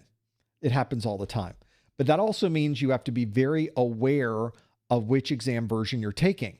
So sometime next year, maybe the very end of this year, the beginning of next year, CompTIA will probably introduce a new version that will overlap for about 6 months with the existing version. So that way you're not taken by surprise. Suddenly one day you wake up and your exam version's gone. It doesn't work that way. They give you plenty of warning, and they'll tell you you have 6 months from today to finish up your studies, which I think for most people, 6 months is pretty good. So that's just a time and date you should keep in mind. I will, of course, we're already working on that next version of the Security Plus exam. We already have content written. We already have, there's information already in my list of things. And of course, we have a lot more to do. We're nowhere near being done quite yet, but we have the process down at this point. So of course, just as I did a 301, a 401, a 501, a 601, and a 701, this will be my 6th iteration of a Security Plus course. And of course, we will be providing that new version whenever it appears in the world, whenever it is out there and available. So make sure you keep that in mind too. I will absolutely be creating new content. I do not recommend you wait for a new version of the exam. In fact, one of my mantras, one of the things you always hear me say, never, never, never wait to get certified. There is no benefit for waiting for a new set of questions, because whether you ask the questions, certainly from the perspective of you're asking questions from understanding what is in your Security Plus now, they just change the questions. Whether you pass the old exam or the new exam, you earn exactly the same certification. Well, that doesn't help. There's no benefit. So you could take your exam today and earn a Security Plus cert. Or you could wait a year and take it then, and guess what? You earned a Security Plus cert. It's literally the same piece of paper. It's the same certification, because the certification doesn't care which version of questions you took.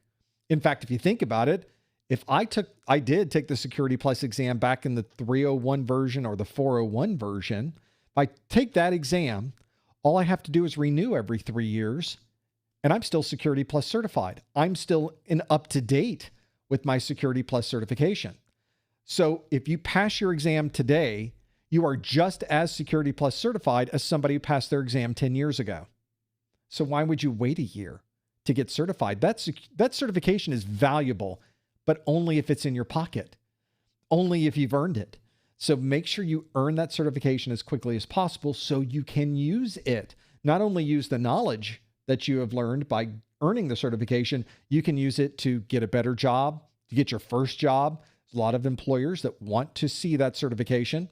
So it's another good example if you're someone who's really working through understanding the details of this. So might be a good thing to consider if you're working through all of those. Let's go back to the questions that you have submitted. Thanks for sending those in, by the way. If you'd like to submit a question, you can do it at any time using the link on your screen. ProfessorMesser.com/QA would be good. Certainly an important one to consider. Let's go through. We got a lot of frequently asked questions that are coming through. It might be worth going through a couple of those very quickly.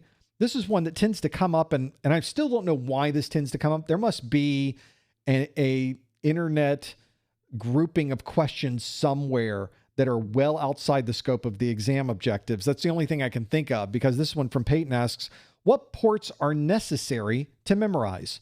I know the common ones, HTTPS, SSH, FTP, but on my practice exams, not practice exams from me, from practice exams that you got from some random place somewhere on the internet, I added that. I keep seeing LDAP-S, sometimes SQL-related ports, NTP. A+ had a lot. So I'm curious as to which ports are more pertinent to Security+. Well, there's one definitive place you can go to learn exactly what the topics are expected of you on this exam. And that definitive place that you could go is, of course, the exam objectives. So let's go to the objectives, everybody. We'll start with the exam objectives. We'll start with section 1, general security concepts. We'll make it something we can even read. We'll go through, let me scroll all the way to the top of this. General skills, the very top of the exam objectives. Okay, no port numbers here. Section 1.2, security concepts, no port numbers. Section 1.3, change management, no port numbers there. Section 1.4, no port numbers. Okay, now we're in domain 2 already. Section 2.1, threat actors, no port numbers there. Threat vectors, attack, no. Well, as you can see, if I keep scrolling and scrolling, you're not missing anything because there's no port numbers in here. There are literally 0 port numbers listed on the Security Plus exam objectives. And as I mentioned earlier, CompTIA sticks to these objectives like glue. So if it's not in this list, you should not be spending time studying it. You should be spending time studying what's here on this screen, because that's what's going to be asked of you on this exam. Now, one of the things CompTIA tends to do on their exam is occasionally, in fact, relatively rarely, they will go outside the scope of this list. And this is what I will often hear from people who say, no, on this third-party website I went to, they said they can ask anything of me, so I should be prepared for anything. Well, that doesn't make much sense either. But where did they get that from? Well, let's go to the very front of the objectives list. And it says in here, in a very legalese way, thank you lawyers at CompTIA, the lists of examples provided in bulleted format are not exhaustive lists. How dare you, Professor Messer? You told us the only thing we need to know is in this list. But here, clearly, they're telling you that's not the case. It continues. Other examples of technologies, processes, or tasks pertaining to each objectives may also be included on the exam, although not listed or covered in this objective document. So CompTIA is giving themselves an out. The lawyers at CompTIA are giving themselves an out here. I guess that's important for whatever reason. One of the things that's important here is that they may ask you something that comes from this list.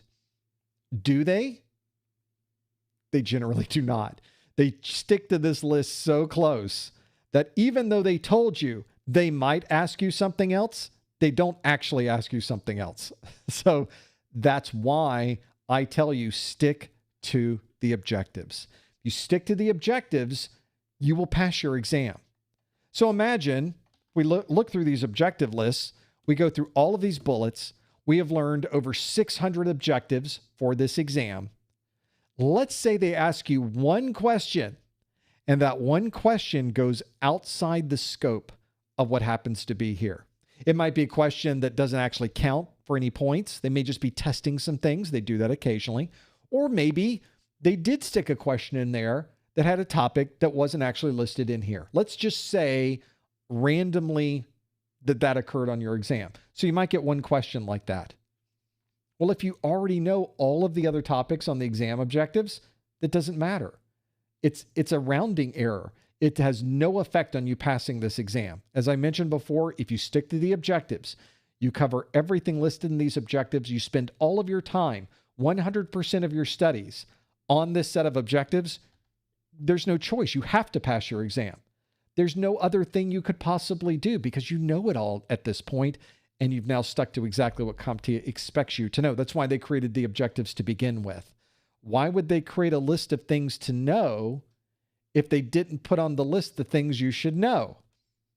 So there is a little bit of obscurity there with the things that I see on other sites. So the answer to you that said, what port number should I know? You should know all the port numbers listed in this document. 0. Donut, baby. Nothing. So that's why I went through that list. Plus, it sounded like you already knew some of them from A+ and Network Plus. If you got a question on the exam that talked about port 80 and port 443, I don't know that that would throw you very much. It would be sort of normal. It's almost like asking, what color is the sky?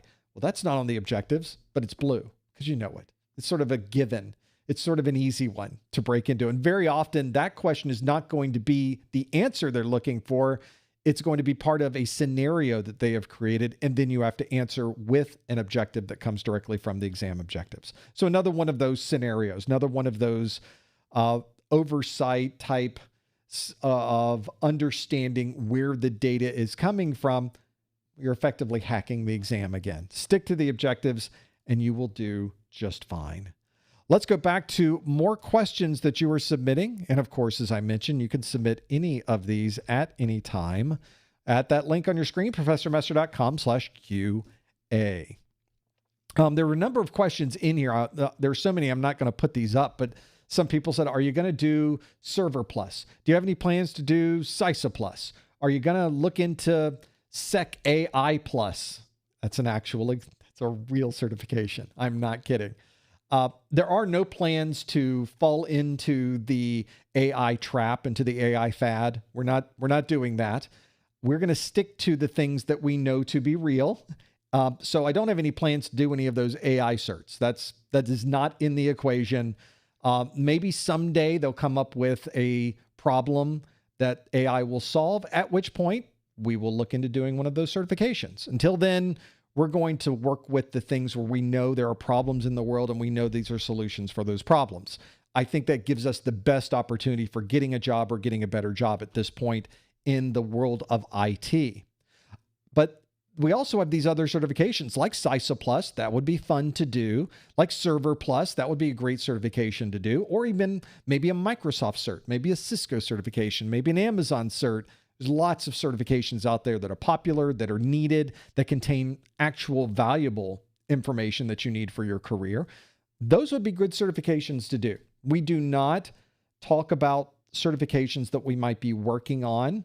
We don't discuss topics that go outside of what we've already published. In our world, if it has not been published, it does not exist. And there's really no need to even describe what that might be until it's out and available for you to read anyway.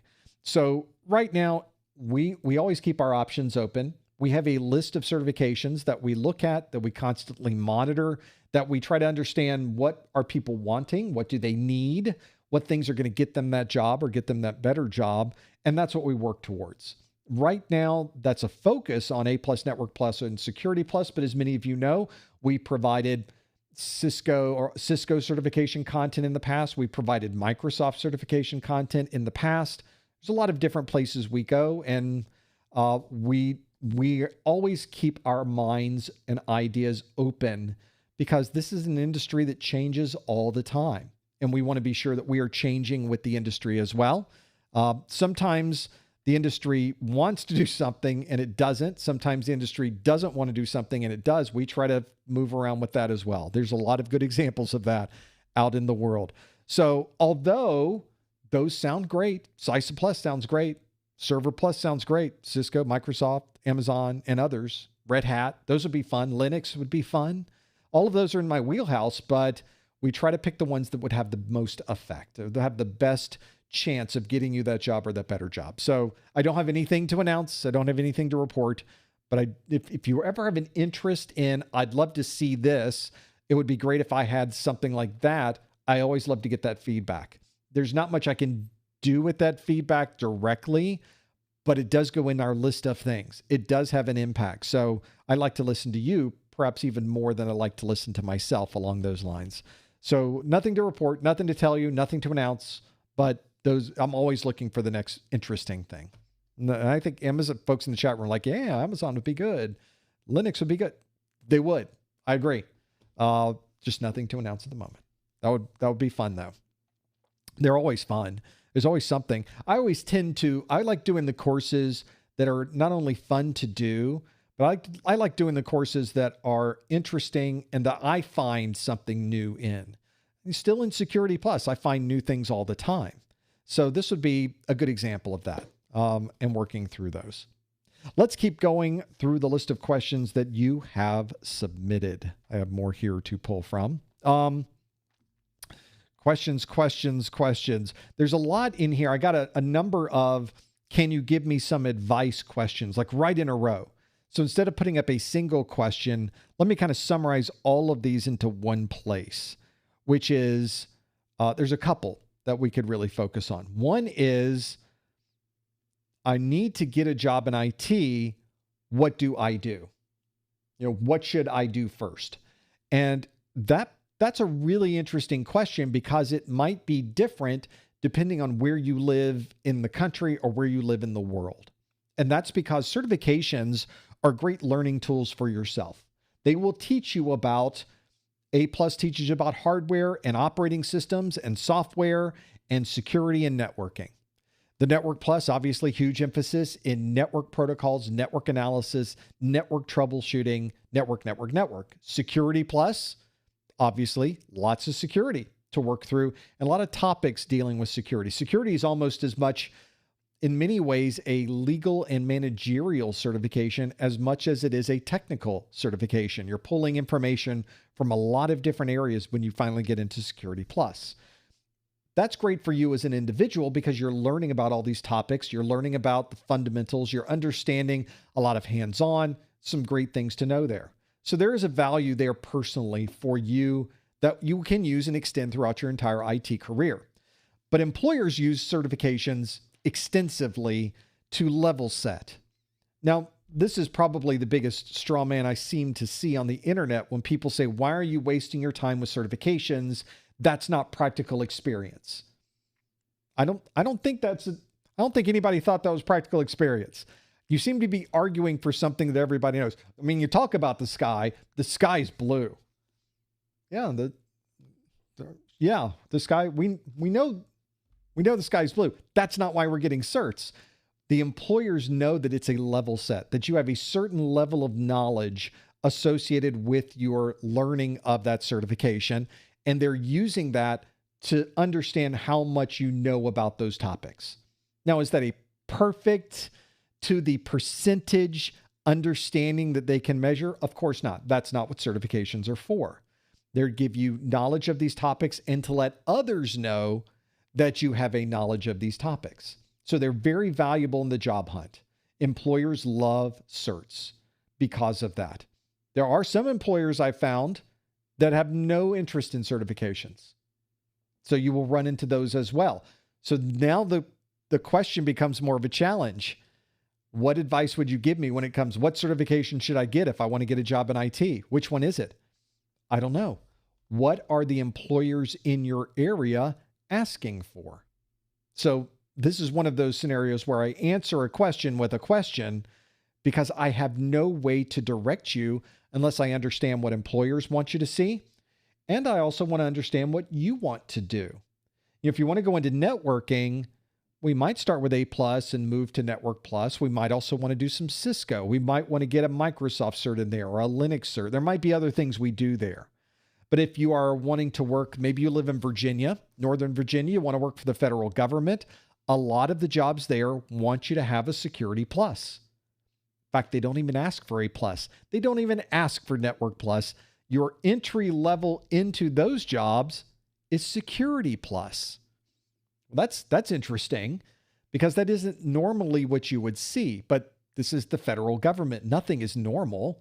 So throw normality out the window. That's not what we're talking about. We're talking about the government. And then we have to figure out, oh, okay, you want Security Plus. So if you live in Maryland, if you live in DC, if you live in Virginia, maybe Security Plus is higher up on your list than A Plus might be, and rightfully so. But maybe you live in Dallas. In Dallas, you might not have that. You may not be working for anyone who's a federal contractor. You might be working for a private company. You might be working for a small business, a medium-sized business. They want somebody who really understands Windows. They want somebody who really understands making things happen at the command line. Well, maybe A Plus would be the better source, and maybe they're actually asking for A Plus. That makes sense as well. So make sure you understand the landscape. Make sure that you work through really understanding what people need from you. What type of certifications are they asking for? What type of topics do they want you to be familiar with? That's where you should go. I have a video that is in this YouTube video description, which is one that talks about getting a job and getting it really, it's your resume, using this resume to get a job. And I've got another video in there that talks about how to get a job in IT with no experience. That's probably the better one for this particular question. If you don't have a job yet in IT and you're wondering, how do I get that job?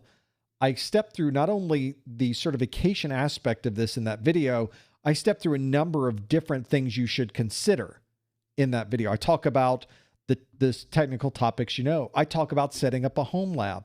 I talk about knowing people in the company where you are interviewing. Yeah, how about that?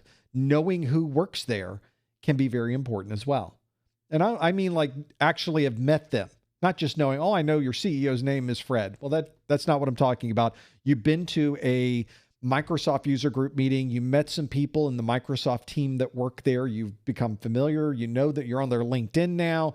You can send messages back and forth. You maybe even gave them your resume to hand into HR so that they also get a finder's fee, an employee bonus whenever you get hired.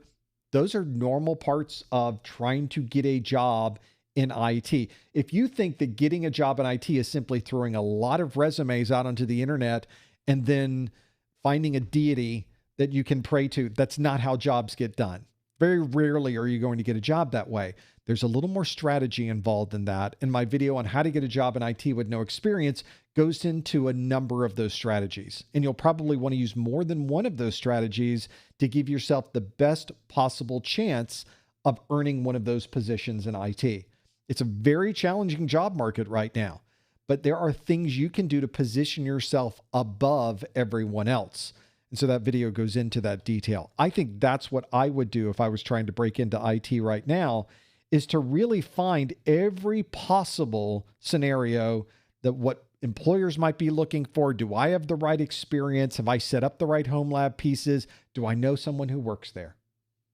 And that might involve a little bit of work from your side to make sure that you go through the process of really understanding that, because you want to have at least an idea of what it takes to get a job at that company. Whenever you go to these meetings, like a Microsoft user group meeting, how are you going to meet somebody from another company? It becomes a little bit of a challenge. Well, now your interpersonal skills come into play, whether they are strong or not. I am not really that strong, and I think most people really think they are not that strong from an interpersonal perspective. But there are things you can do and things you can ask about that. You go to a Microsoft user group meeting, it's your first time there. That's your opportunity when they usually have a meet and greet section. Maybe it's before the meeting starts. Maybe it's after the meeting is over. Everybody sits around and there's pizza. They bring in some sodas. You can chat with the other technical people there. And the question, well, it's my first time here. Where do you guys work? Do you already have a job in IT? I just got out of school, or I'm looking for a new position in IT. Where do you guys work? Oh, we work over at this place. Oh yeah, I've seen that big building when I was driving by on the interstate. That's a huge facility. How many users you guys have? 10,000 around the world. That's a big network. That's a big configuration.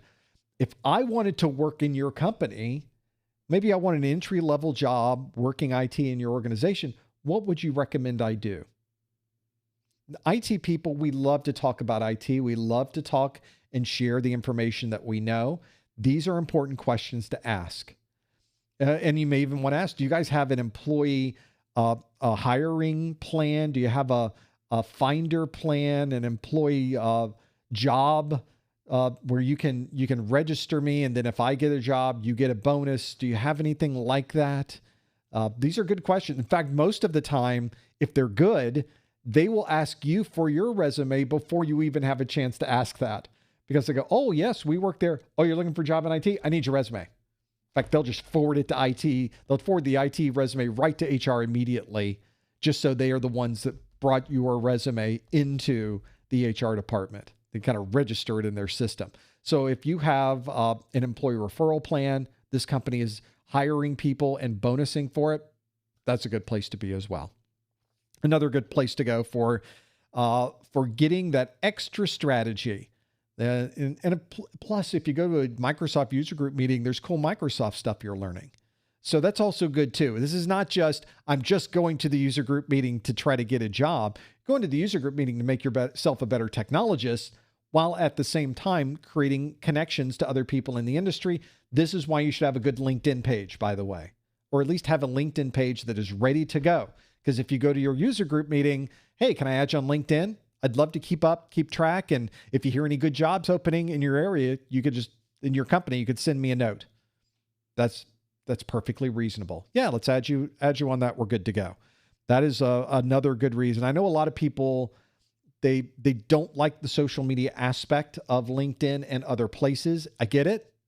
You're not wrong, but there is a value to having a professional network of people that you can rely on. And that network is going to get bigger and bigger and bigger as you go through your career. And that network will become more valuable as it gets bigger. And you'll start being able to network with people that you worked with at jobs 3 jobs ago, 4 jobs ago. IT is not one of those jobs where you stay at one company for 30 years. You tend to move every few years in the world of IT, just the way that we tend to do it. I think my last job, I stayed there 7 years. That's ridiculous. That's a lifetime in the world of IT. I stayed there a long time, but we were a startup and nobody knew about us. And we had a product that nobody had heard of before, that nobody believed in. And that was Palo Alto Networks. Now one of the largest security companies in the world that started from ground zero. That's how all companies start. So it was great to be on the ride up. I got in there when we were private. I was one of the very first systems engineers there, and you sort of learn the technology and learn and follow and build and grow as you go. A lot of fun to be done there. So you never know where this path takes you.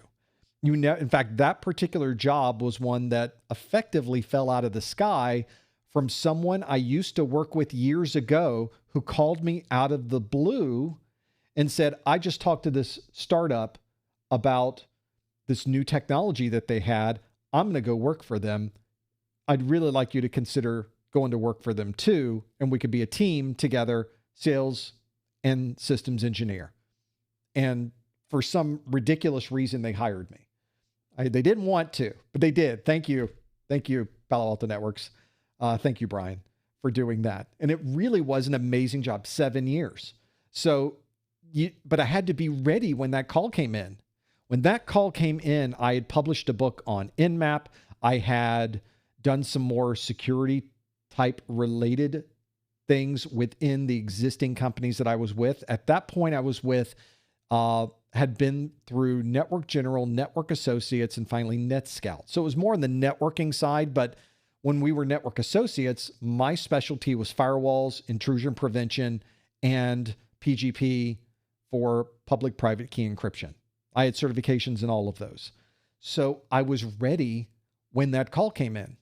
And of course, had to go to California, had to talk to product managers, people who were infinitely more smart with these technologies than I am, and somehow had to prove to them I'm the right person to represent the technical side of this product. That's hard to do when you're in a conference room and there's not a terminal screen in front of you. So that's the type of challenge you have ahead of you, is not just getting the cert. It's not just knowing the people. It's not just how you present yourself. It's a combination of all of those things and a little bit more. I try to go into that in that video. We do have some time left, so I'm going to quickly go through this and see in this view of things.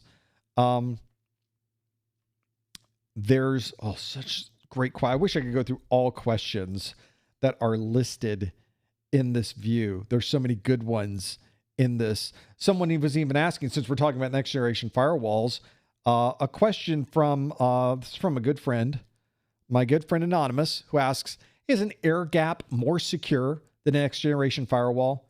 An air gap is more secure than anything. In fact, one of the things we used to say with now next generation firewalls are just normal. It's just the normal world that we live in. But see, if you can, imagine back to a time before firewalls knew about applications. All they knew about was port numbers. So when you get to that scenario where you only deal with port numbers, you only work with port numbers, that's all you deal with, port numbers. Imagine trying to secure a modern network with that old style port-based firewall. It's almost impossible, because at that time you needed a firewall, then you needed a separate IPS, then you needed a separate content filtering system, then you need a separate antivirus, anti-malware system. You might have had 4 or 5 different boxes. Next generation firewall brings all of those together, and it certainly made the network more secure. But as Anonymous asks, next gen firewall pretty secure. Isn't that just as, if not more secure than air gap? Nope. Because the next generation firewall still allows traffic through. It still has connectivity. So although you can't circumvent those security policies, as long as there is a physical connection, there is still a chance that someone could find a way through that physical connection by taking advantage of a vulnerability in an existing application that is allowed through that connection. And then once you're through, embedding malware, connecting in from somewhere else, now you've got a backdoor and you can start using and accessing that system. So any opening could potentially be exploited. Any opening, including on a next generation firewall. That's why we always talk about a layered approach to security. We want to not only have a firewall, we also want to have host-based security. We want other systems on the network. We want to put security in the cloud. We want it everywhere so that we are covering every possible thing we could think of relating to security, including at our front door. And we often forget about the physical security aspect of it. So there's a good example of why you want to cover the bases with everything if you have connectivity. But what if there's an air gap? Okay, well, how are you getting in? You're not. Well, what if I found a link? No, there's no link. What if there's an application what if the inside of that air gap network is an application that suddenly is vulnerable? A 0-day appears that gives people immediate access to the root or the administrative access to that system with that vulnerability. Big deal. It's air gapped. Even though a vulnerability exists, and it's a bad one, even though there's a super awful vulnerability on the system, it literally doesn't matter because there's no way to exploit it. There's no way to gain access to that system, which would then allow you to exploit. Now, does that mean you should not ever patch things in an air gap? No. You should always keep your systems up to date because there is the potential for somebody putting on an AT&T cap and walking into the data center, I'm here to install the circuit, and then they plug in and gain access to your network. And then this has happened. These are things that have occurred. This is not a made-up scenario. Those are real things that happen in the real world. And you have to be prepared for those. Certainly unusual. Maybe you'll never have to deal with that. I got to see a lot of weird stuff when I was working at Palo Alto Networks because we talked to hundreds and hundreds, maybe thousands of customers, and some of them are some of the biggest companies in the world. You see a lot of weird stuff on networks. Imagine bringing in a firewall, a next generation firewall for the first time, plugging it into a network, and suddenly getting visibility of things you never had visibility of before. There were quite a few surprises. I would have to say, and I'm not proud of this, but it has happened, and you have to be prepared for it in the world of IT security. I have plugged in firewalls to people's networks, seen things on the network which are that violate federal law, and people have been arrested and have been sent to jail because I plugged in a firewall. Now, I didn't do what they did. I wasn't the bad guy in that scenario. Wasn't me that did what they did. But that's one of those things you really have to be prepared for. That didn't happen every day. In fact, that only happened one time in that 7-year period where somebody went to jail. Most of the time, it was people doing things on the network that probably shouldn't have been. They were on websites they probably shouldn't have been during the day. They were looking at things they should not have been looking at in a work environment. And they just get, okay, stop doing that. In fact, I've had people in the middle of a meeting pick up a phone. Hold on. Keep that on the screen. Hold on. Fred, turn off the browser. The site you're on right now, you don't need to be on that site. Turn off the browser. Click. Back at the time, we really didn't have a way to really monitor that in real time. And I brought in the technology that did. Now it's sort of normal. Now they have all kinds of filters we have to somehow get around. But that's one of those scenarios where you do have to understand what the challenges are for security and how you will react to those challenges. I've had meetings where we've been demonstrating the firewall, and I'll bring up, and on this screen, we see all of the unauthorized access to, wait, where'd you go? I just walked out. I just showed a whole screen full of people's names and things they shouldn't have been doing. And I've literally had managers, hold on, walk up and walked out of the room and then walked back in 10 minutes later and goes, continue. Well, let's refresh the screen. Oh, now nobody's doing anything wrong because they called the person that they saw on the screen. Happens all the time. All the time. Just weird. Sometimes you see weird stuff when you're in that scenario. You do have to be prepared for almost anything. One of the most interesting times for these is with the next generation firewall. You can not only identify where people are going, in some scenarios, you can rebuild the session. So you can effectively see what they see on their screen because you rebuilt the packets. And if this is not cached information, you can see what they are seeing. You can see what they're doing on the internet. I got to tell you, sometimes it's better just not to know. It's better. The ignorance is indeed bliss in that scenario. And sometimes I prefer the ignorance part of it. You really got to want to push that button to reconstruct the session. Not something you always want to do on the network. On my network, in my home, I have adult children. I just disable the tracking. I disable the monitoring. I don't want to know. I don't want to know. I'm happier not knowing. I check for security. I don't care where you go on the internet. You do you. That's the whole thing. I know some of you are thinking, no, you do that because of you. I do it for everybody. I don't want to know. Ignorance is bliss. Let's keep going through questions. I know we're at the top of the hour, but I think we'll do a little overtime here, going through the details of this. I do have quite a bit that we have talked about today about taking the exam. So a lot of people are asking about tips and tricks. If you do end up getting a voucher from the Professor Messer website, or you end up getting a success bundle from our website, both of those include our Exam Hacks ebook.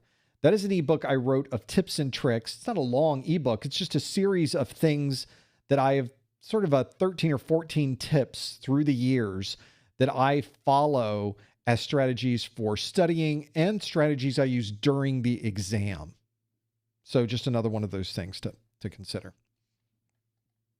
Let's keep going through your list. So many good questions here, by the way. I wish I could do all of them. I should wrap these up and just do a YouTube short, do a TikTok of just these questions. That might be a fun thing to do, actually. Might be good just to have in the library.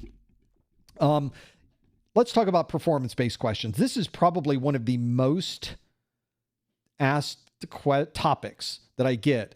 There's many different questions in there, but one of the most asked topics is performance-based questions. This is one from Ryan who asks, do the performance-based questions at the start of the exam typically take more than 20% of the total time? I've heard that sometimes it's best to skip these and come back to them after doing the multiple choice. Well, the amount of time it takes to do a performance-based question is really about you more than anything. There's no specific percentage number. They don't separate out the times on the exam. You get 90 minutes, and the 90 minutes is for you to get through every performance-based question and every multiple choice question. The performance-based questions, because of their structure, do tend to take a little bit more time than the multiple choice questions. In some cases, significant more time than the multiple choice questions. There's been multiple choice questions I've asked. Here's the question. Oh, I know this one. Boom. Got it. We're on the next one. We spent 15 seconds on that question. You might spend minutes trying to piece together a performance-based question. So they do typically take more time, but I would not say 20%. 20% is a big number. They do not take 20. In fact, if they're taking 20% of your exam, you're not doing these performance-based questions right. But the other part of this, Ryan, you're spot on. One of the big tips that I like about taking these exams is that if you don't know something, mark what you think it is and flag it. When you go through the performance-based questions, because they're all at the beginning of the exam, there's usually a handful. So you'll get 3 performance-based questions, maybe 5, sometimes 7 performance-based questions. I don't know if you've been bad, if you've done something evil. I don't know why they give you so many, but you get a lot of questions. They're right at the beginning of the exam. And then in the rest of the exam is all multiple choice. So I like the idea of reading through the performance-based questions and then doing all of the multiple choice. Because as you go through the multiple choice, you tend to find that some of the topics in the multiple choice questions will remind you of things that you saw earlier in the exam. Might jog your memory. Like, oh, that's the thing I was thinking about. That's the topic I forgot about. And then you can rewind back to that question and then mark the answer that you know it to be at that point. So sometimes the exam itself tells on itself. It effectively gives you the answer, but you have to get through the exam to do that. You have to be prepared for that. That little button where you can flag a question on your exam becomes really important. As I mentioned earlier, I'm a big flagger of questions. So if I'm not 100% that I got the question right, I click the checkbox. So you might go through the performance-based questions. Check. Okay, that one's about this. That one topic is on this one. There's one about security controls here. Okay, don't have time for that right now. Let's go through the rest of the exam. And then we do. And in going through the exam, maybe you got a question about security controls. You think, oh, that ties back to the performance-based question I saw earlier. I can maybe use some of this content to help me answer this question. It's a useful strategy, and it comes in handy. It almost always works that way. So for sure, go through the process of taking the exam. Some people will postulate the value of performance-based questions. So I have read places where they feel very sure that performance-based questions are worth much more than the multiple choice. Other places will say the performance-based questions are worth the same as multiple choice. There's an argument to be made that performance-based questions are worth less than multiple choice. Or is it a multiple of them? Does 2 multiple choice questions equal 1 performance-based? Here's the thing. You will never know. I will never know. Nobody knows. Anyone who tells you this with any type of certainty is definitively wrong, because CompTIA does not tell you the scoring process they use. They don't tell you how many points a particular question is worth. All we know is that each question is worth a different number of points. And you may or you may not get partial credit on your performance-based questions. CompTIA has already told us this. That is one thing they have definitively told us, is that you could get multiple choice in your you could get partial credit on your performance-based questions. And then they tell you, oh, you might also not get any type of extra partial credit. We might not give you any partial credit. Or we might. Thanks, CompTIA. That helps a lot. That feels, now we're certain. Now we know for sure that we might not, or we might. It could be either. Didn't really help. That frequently asked question was not a useful answer, I don't think, on their website, but it does tell us there's a chance. So what you're saying is there's a chance. I think that's what I'm going with. I would like to believe that if you are someone who is looking for a multiple choice, or you're going through performance-based questions, and it seems like there could be some type of partial credit, I would like to believe inside, in the little white glow inside, that yes, I think I am getting partial credit. The problem is you'll never know. You will never know if you get partial credit on any question, performance-based or multiple choice. They don't tell you how they score the exam.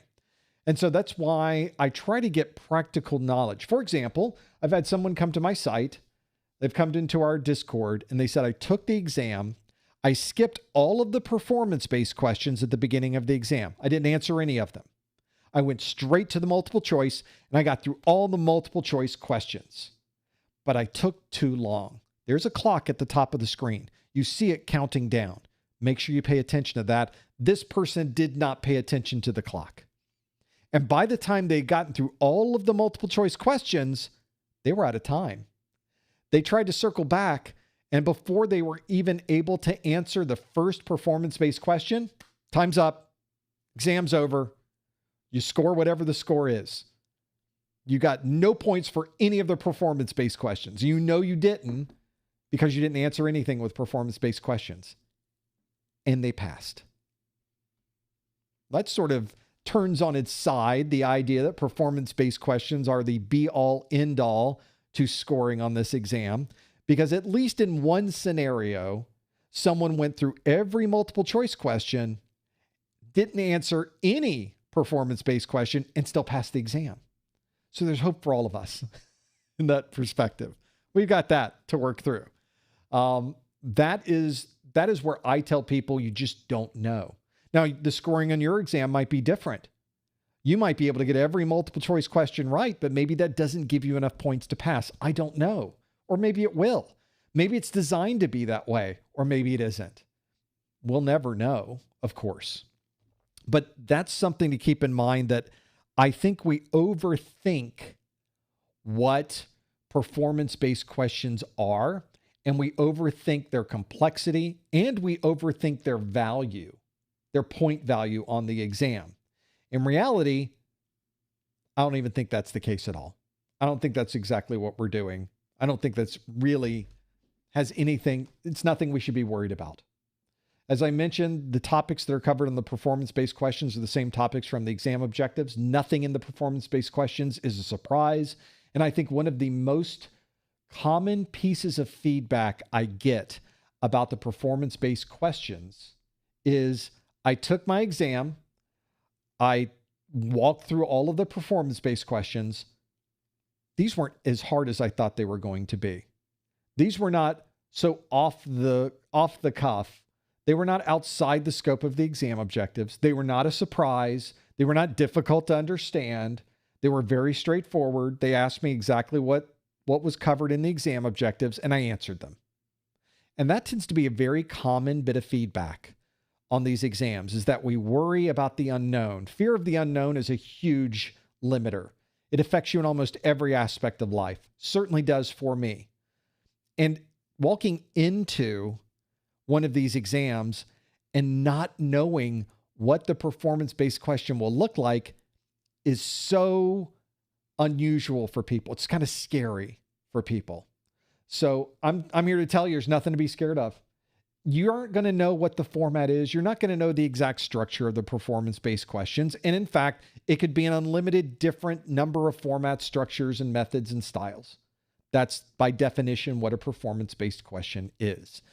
Don't worry about it, because they're going to ask you about topics you already know about. It will be very clear what is expected of you, and you will be able to get through those. And what you'll find at the end of the exam is, oh, that wasn't as bad as I thought, which is usually what happens when you have fear of the unknown. You work through the fear, and at the other side of that, you realize it wasn't as bad as I really made it out to be. A lot of the fear, the angst, the anxiety, I put on myself. And it's certainly true with that as well. So I think if you're worried about performance-based questions, do not worry about them. Stick to the exam objectives. That is what you should do. This is exactly where we should be. So I think that might help you as well. If you are working through exam objectives, if you're trying to figure out the details of the exam, if you're worried about the number of points a question is worth, you're worrying about the wrong things. Worry about the exam objectives. ProfessorMesser.com/objectives. It's free. It covers everything you need to know for the exam. It's the perfect study guide, and it fits along with our videos, our course notes, and our practice exams perfectly. That's where you should go. Well, I think that brings us to a good place. We've gone through more than a couple hours today. Thank you so much for staying in there with us, for participating, for sending in the questions, for being there in the first hour with the Q&A. We have such a good time doing these study groups. If you'd like to know when the next study group is going to be, make sure you check it out at professormesser.com/calendar. If you enjoyed this study group, we'd love it if you would give it a thumbs up. And if you have not subscribed to our YouTube channel, I think it's only proper that I ask you to. Everybody else does. So why wouldn't I do that as well? We like having you there. We appreciate you participating and being part of this community. I'm going to be over on Discord. If you're not there right now, that might be a good place to check us out at professormesser.com/Discord. And don't forget, we do one of these study groups all the time. Check the calendar at professormesser.com/calendar. Thank you so much for joining us. We will see you next time on the Security Plus Study Group. Thanks, everyone.